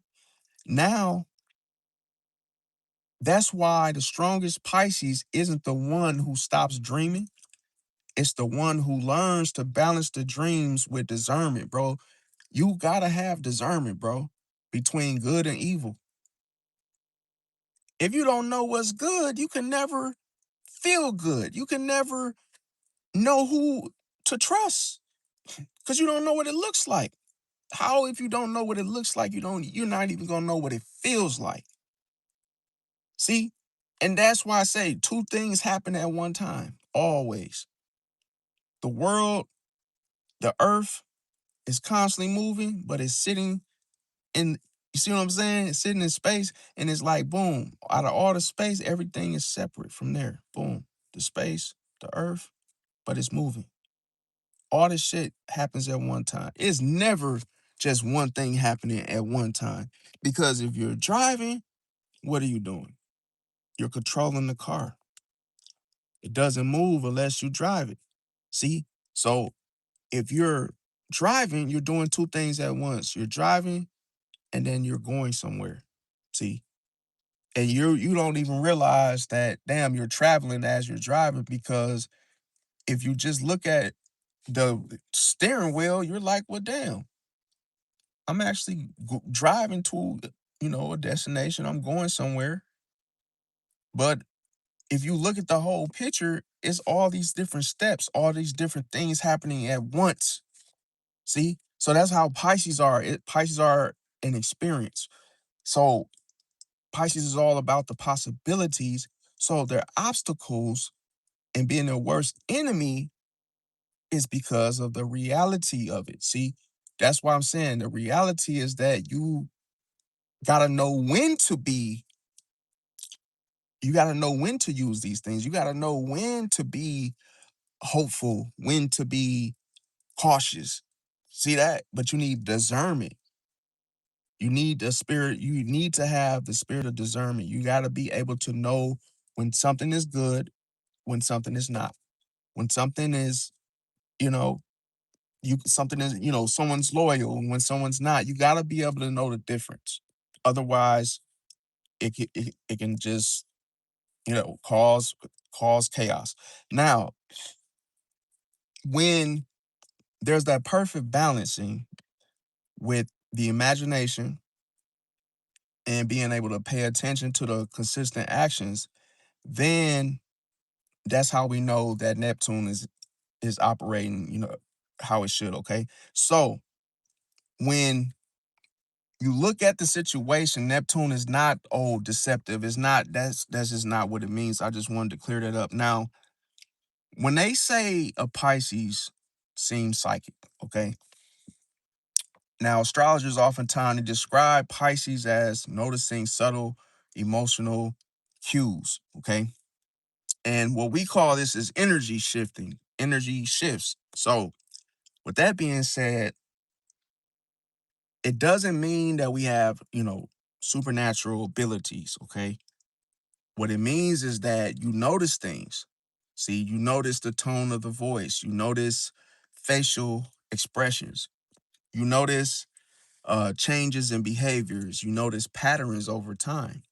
Now, even if there was a study on a rat, okay, and let's say the rat made the same behaviors inside of a cage or whatever. And if a rat did the same shit, it got some water, it ran on a little wheel, rat wheel, only to go nowhere, and it did the same behavior, then we know that to be true because it will create a pattern. See, that means the rat behavior is consistent. It keeps doing the same thing. So we know if somebody is making, um, let's say they just keep doing bad things, well, we consider that bad behavior. See, then it becomes a pattern of doing bad things. So whether or not you should trust this person will go off of their behavior. See? So that's why I'm saying if you know it's wrong, why are you being hopeful for somebody that is bad, bro? That's making bad decisions. See? That's the whole thing is because you cannot change reality. You can't change it. You can't, even if you are the most hopeful person in the world. Now, when when somebody picks up on many small signals, the intuition can seem uncanny, okay? So it's like people oftentimes, let me see who said this. Yeah, I mean, I feel you. Let me see what's his name. I could never give up said it can blow up in your face. Yeah, definitely said Trey, do you even see who is this? It was have you been here before? Cause I ain't never seen you before. You said I can never give up. That's his name. I never seen you before. Said can you after reality? I mean, I feel like this, like body language you could pay attention to, but see, you gotta have you gotta have the spirit of discernment, the gift of discernment, because the problem here is that if I know if I literally observe you and and I see in you good behavior, that will be me hoping for the best within you because I see the behavior like, oh, okay, this person is a good person based off of your behavior. But if I see you doing bad things, it's more likely that you're going to be a bad person. See, you will never look at a person doing bad things as a good person. See that? That's what discernment does. Discernment basically it makes you able to detect, identify what's good, and who's bad. See, by the bad things they do, that that determines their character. So it keeps you from getting deceived, in other words, because some people can come, with trick bags and they'll do a few good deeds and then they could be a bad person. Now, the problem here is this: there are good people in the world and there are bad people in the world. Now, this is just a concept. This is reality. Is that it's a choice. See, it's a choice. You choose how you want to live, but you don't get to choose the consequences of what you choose to do with your life and how you choose to be. But let me see. Yeah, I mean, I could never said they uh understand this no one 100% anything good or bad. I mean, this is the thing. I feel like this. Like everybody got some good in them, everybody got some bad in them. But the problem is this: your your heart of how you will handle a situation matters. Okay, so if you, because I'm gonna tell you, you know yourself more than anyone else does. Okay, only God knows everything about you. Going far back as birth and before.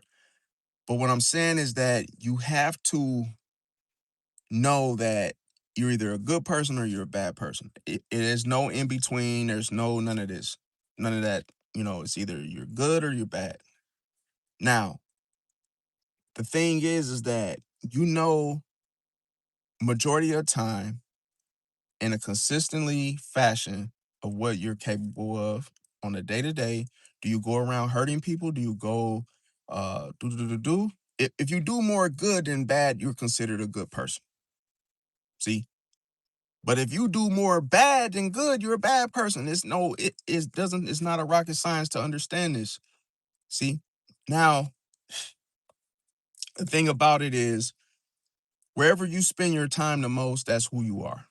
So if you spend majority of your time humiliating people, hurting people, you're not a good person.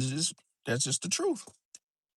You can't get upset, can't get offended, it just is what it is. Now, let me see. The good thing about Neptune is that it creates geniuses. Okay. So here, the reason why is that not many people see the illusion. See, but people usually stop at the illusion because it looks fast. I'm telling you, like the shiny door. People look at the illusion and they become astonished. Like it's like going to the zoo. They just sit there and look at it like, oh my God, is that a lion? Oh my God. Like, and they're so shocked that they just sit there and watch like it's a show. Now, a Neptune is associated with creativity, poetry, music, film, vision, and symbolism. So this is why it's complete art.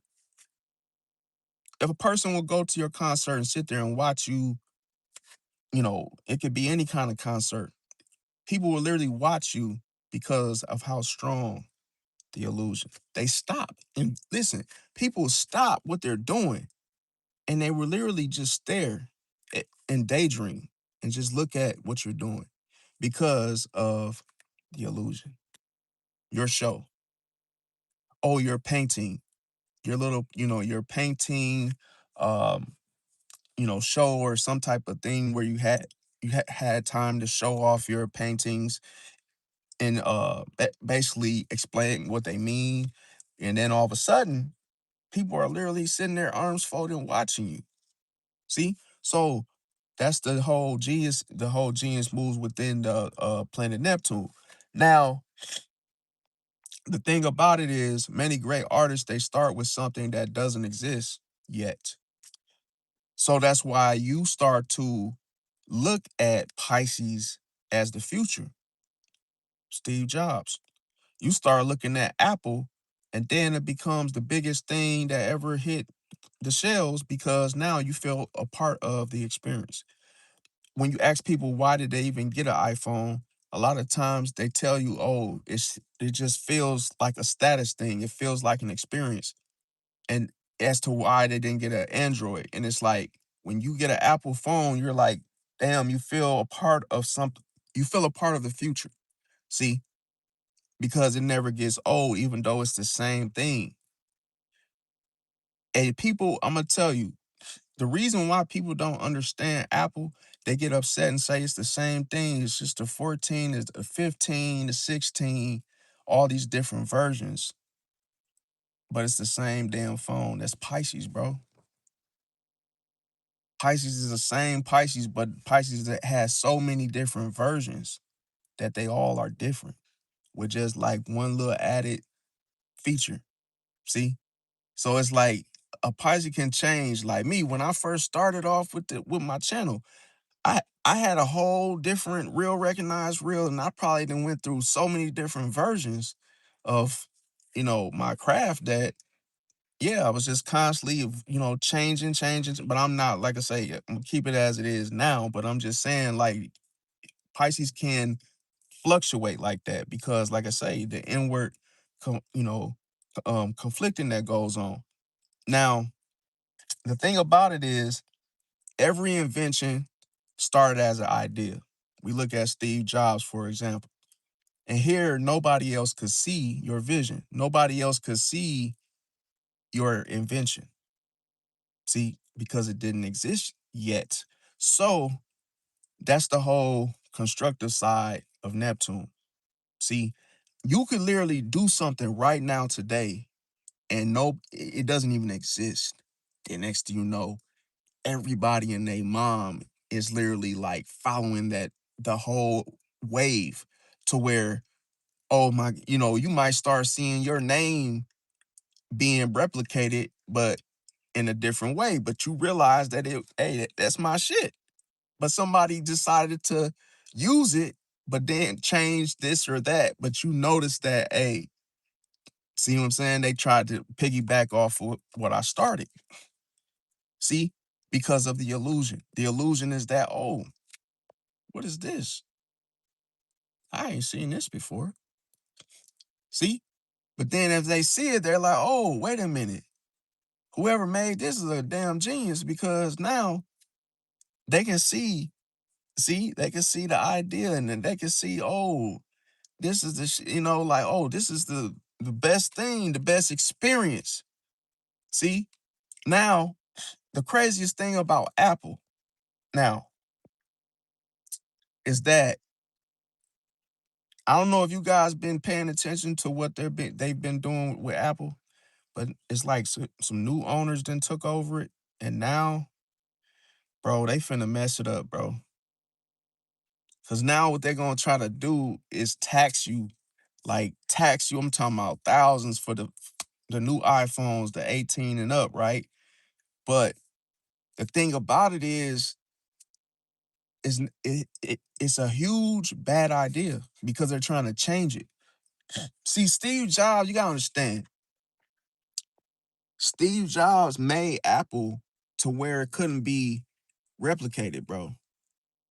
See, this is the thing with Pisces, bro. Pisces could create something that cannot be copied, bro. That cannot be changed. That can't be, uh, it cannot be duplicated or used or molded or shifted or any of that. Pisces makes something and it's almost like it's unchangeable. See, because the Pisces created it in such a way, which is genius, through, like I say, influenced by Neptune, that allows it to not be something that people could understand. So who made it is the only person that can make the changes, but he's not here anymore. See? So if they alter the iPhone, bro, they're gonna fuck it up. Cause that's what happens with that. That's what happens with when Pisces makes something. Remember I said Pisces is extremely a they they're gonna pay attention to the details. They want to when they make something, it's gonna be perfect. It don't need no changes. Don't gotta add much to it. Maybe a camera or two, but ain't gonna add a whole lot because it's already nice. It's already the shit. So if you try to revamp and just make it a whole new thing, you're gonna mess it up. See? Because when Pisces makes something, it's for the future, it's to last, bro. For a lifetime. And then when you try to make changes, now what are you doing? Now you're trying to start something new. That's Aries. Aries mess up shit and then all of a sudden think about it later, like, oh, that wasn't a good idea. Oh, maybe I should have left it alone and just kept it as it was. But no, you wanted to just destroy it, do it, make drastic changes to be greedy with the money, and then boom, it backfired. Now, the illusion isn't always somebody else's lie. Okay, this is another misconception. Sometimes the illusion comes from our own expectations. So let's say you meet somebody and then you show kindness twice.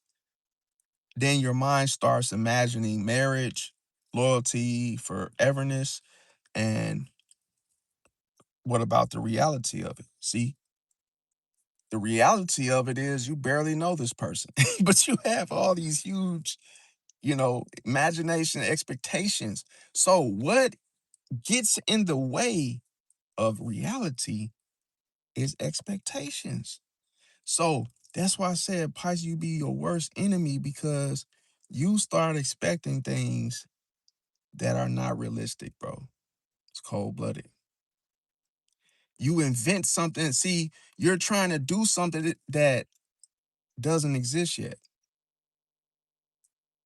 Because listen, why I said doesn't exist yet, because yeah, you know how many people will be so happy to meet somebody for the first time and get married off the emotion that, oh, this just feels so good and so promising. Is hey, I can see myself being married to this person.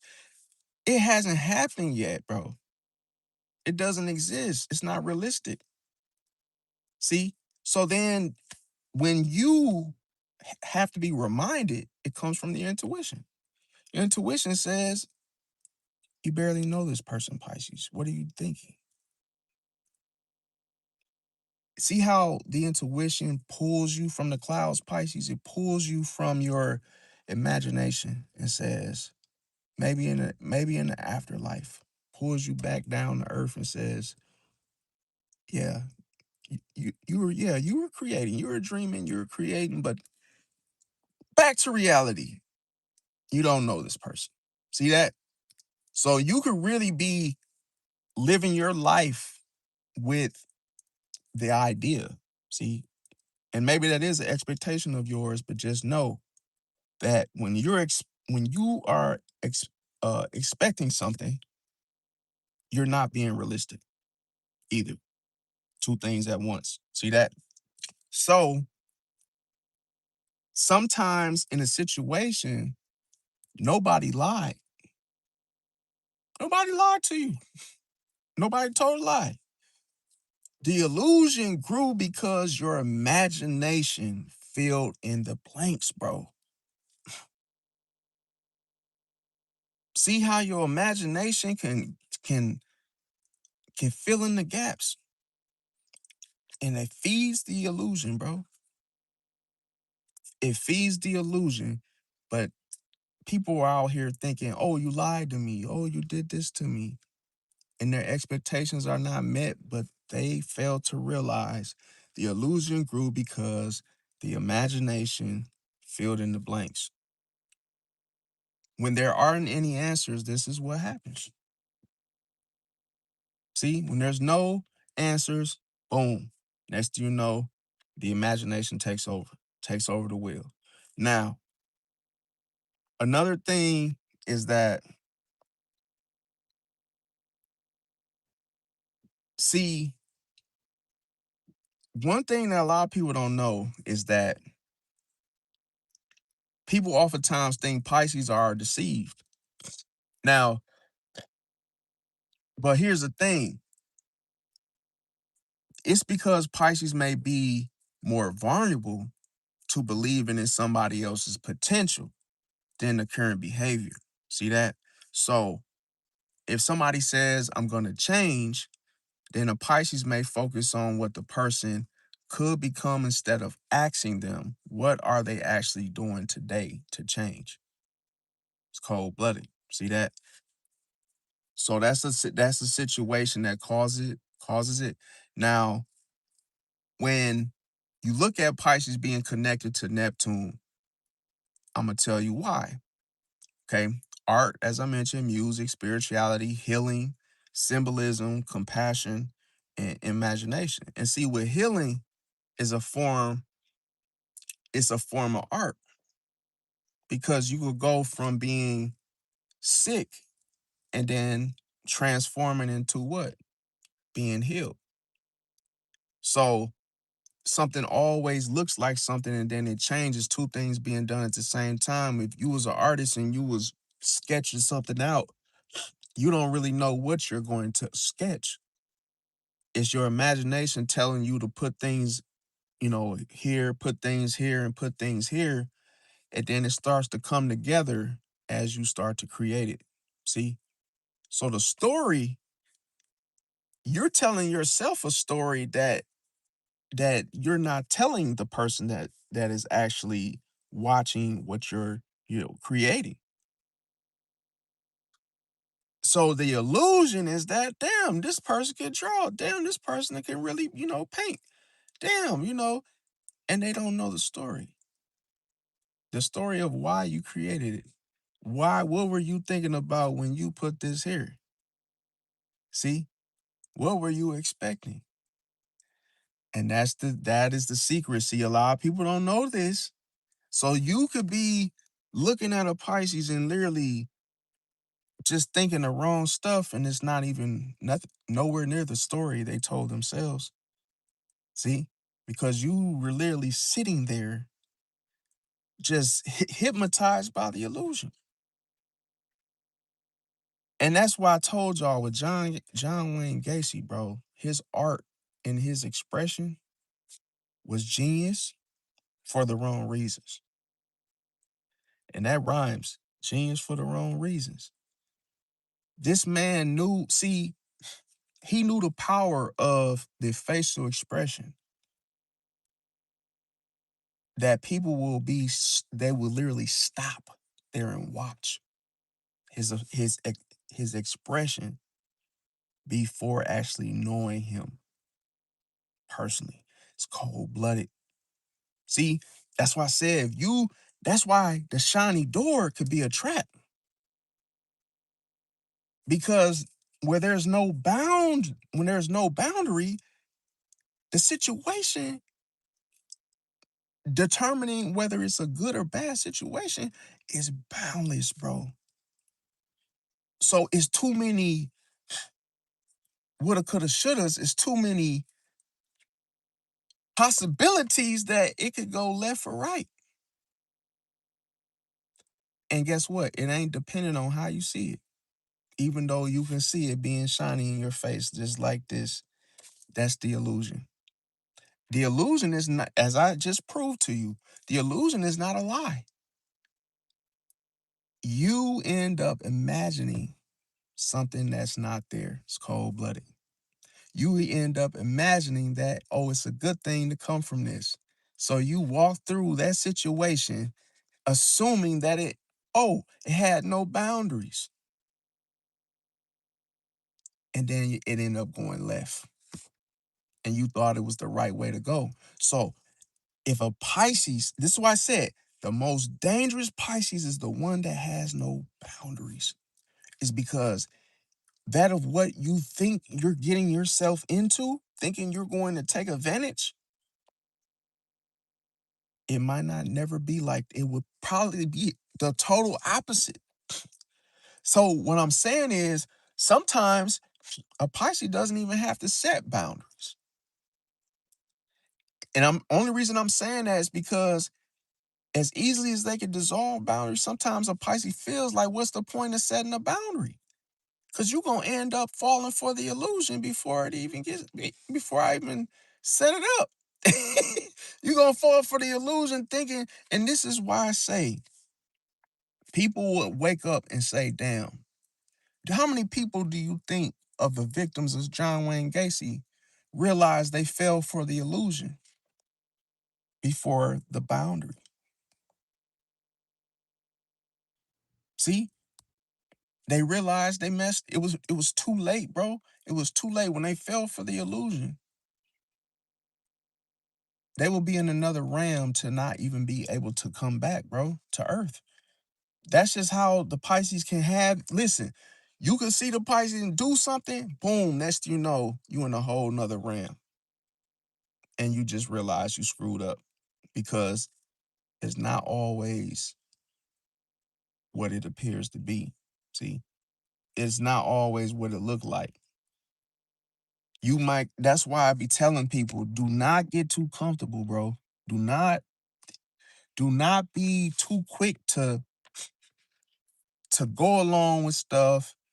Be slow to move, bro, because by the time you get there, so quick, so in a hurry, hey, it could just go into a whole different path because of the possibilities.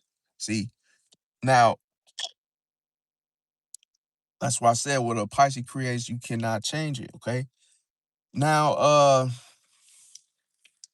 why why do the boundaries get dissolved? Because of Neptune. See, I'm gonna tell you,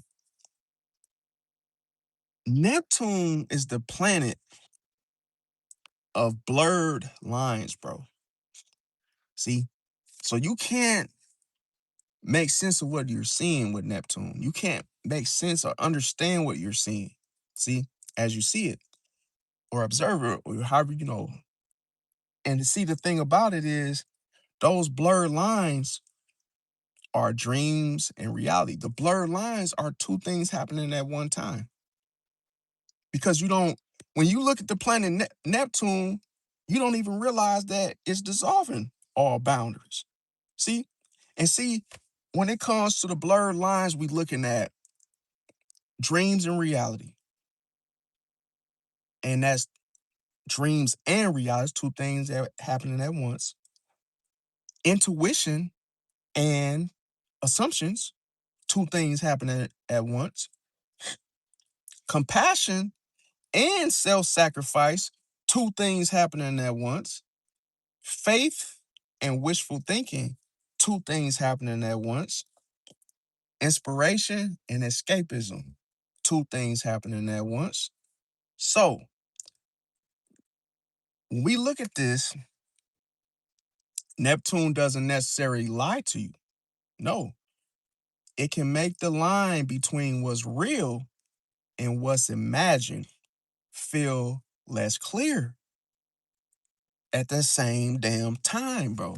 See? So that's why a person can fall, meaning fall, in the boundlessness of a situation because they couldn't clearly see if it was real. Mm. Because if there was boundaries, then it would look like, okay, I can clearly see what's going on here. But where the boundaries are dissolved, I don't really know if the person really has them or not. I can't clearly see them because it's blurry. So that's why I said you could be trapped into a situation with Pisces that looked good all along just because you couldn't tell whether it was real. See, because of the blurred lines, Neptune does this to protect Pisces. See, but here's the thing: those boundless, the boundless boundaries, the weaker boundaries, it gets rid of control. See, because you got to be an all knowing to know whether or not you can control someone. You can't even manipulate without it. So Pisces is impossible to manipulate because you gotta listen, you gotta be able to see two things happening at one time and knowing when it's gonna happen because of the possibilities. The imagination is too strong for Pisces to be controlled and manipulated, hands down. See, now another thing is that, see, here's another thing, okay? Now, let's say you're the type of person that you had no knowledge of the facade. You had no knowledge of the illusion, okay? So, what would be the facade? What is it? What is it externally used for? It's the front. See, the front. Look at the front door. How is the front door presented to you? Like a package. It's shiny. See, like a Christmas present. It's intentional because it's for you. See, you don't see this. You don't even understand it that it's this way. But it can only last with effort. Okay. And here's the thing. Why did I say it was intentional? Because it attracts. That's what the illusion does as well. It pulls you in. It reels you in. And it's based on performance. So if you give a great performance, you will have an audience. It captivates, you have people's attention. They will stop and watch you. See? But here's the thing though. It happens on purpose. See? And the image, the role is presented. It's designed to impress. See? It's designed to impress, manipulate, or hide the true intent of the person. See? That's why I said John Wayne Gacy. The person may look perfect on the outside, but you do not see the inner conflict on the inside. It's what you can't see that hurts you. And then on top of that, the person could pretend to be kind to gain your trust. They can act successful or happy for approval or status, and they can show a different personality around different people. See? So the facade is created on the outward. See, it's created outwardly for a reason to fool others. It's cold blooded. See, but the real person is usually hidden underneath. Bro, if that don't hit you in a certain spot or tickle your fancy, what will? The facade is there to fool you from who lives underneath. See, from who really lives underneath. So that's why when it looks good, it feels good, and the person seeing you can't trust it anyway. So you can become fooled by how a situation looks. The Pisces doesn't really have to set boundaries. The boundaries is for the Pisces protection because they are their worst enemy. Like, comment, share, subscribe. I have a part 2 for this. Smash the like button if you resonate. Subscribe if you haven't. I love y'all. Catch y'all next one. Peace out.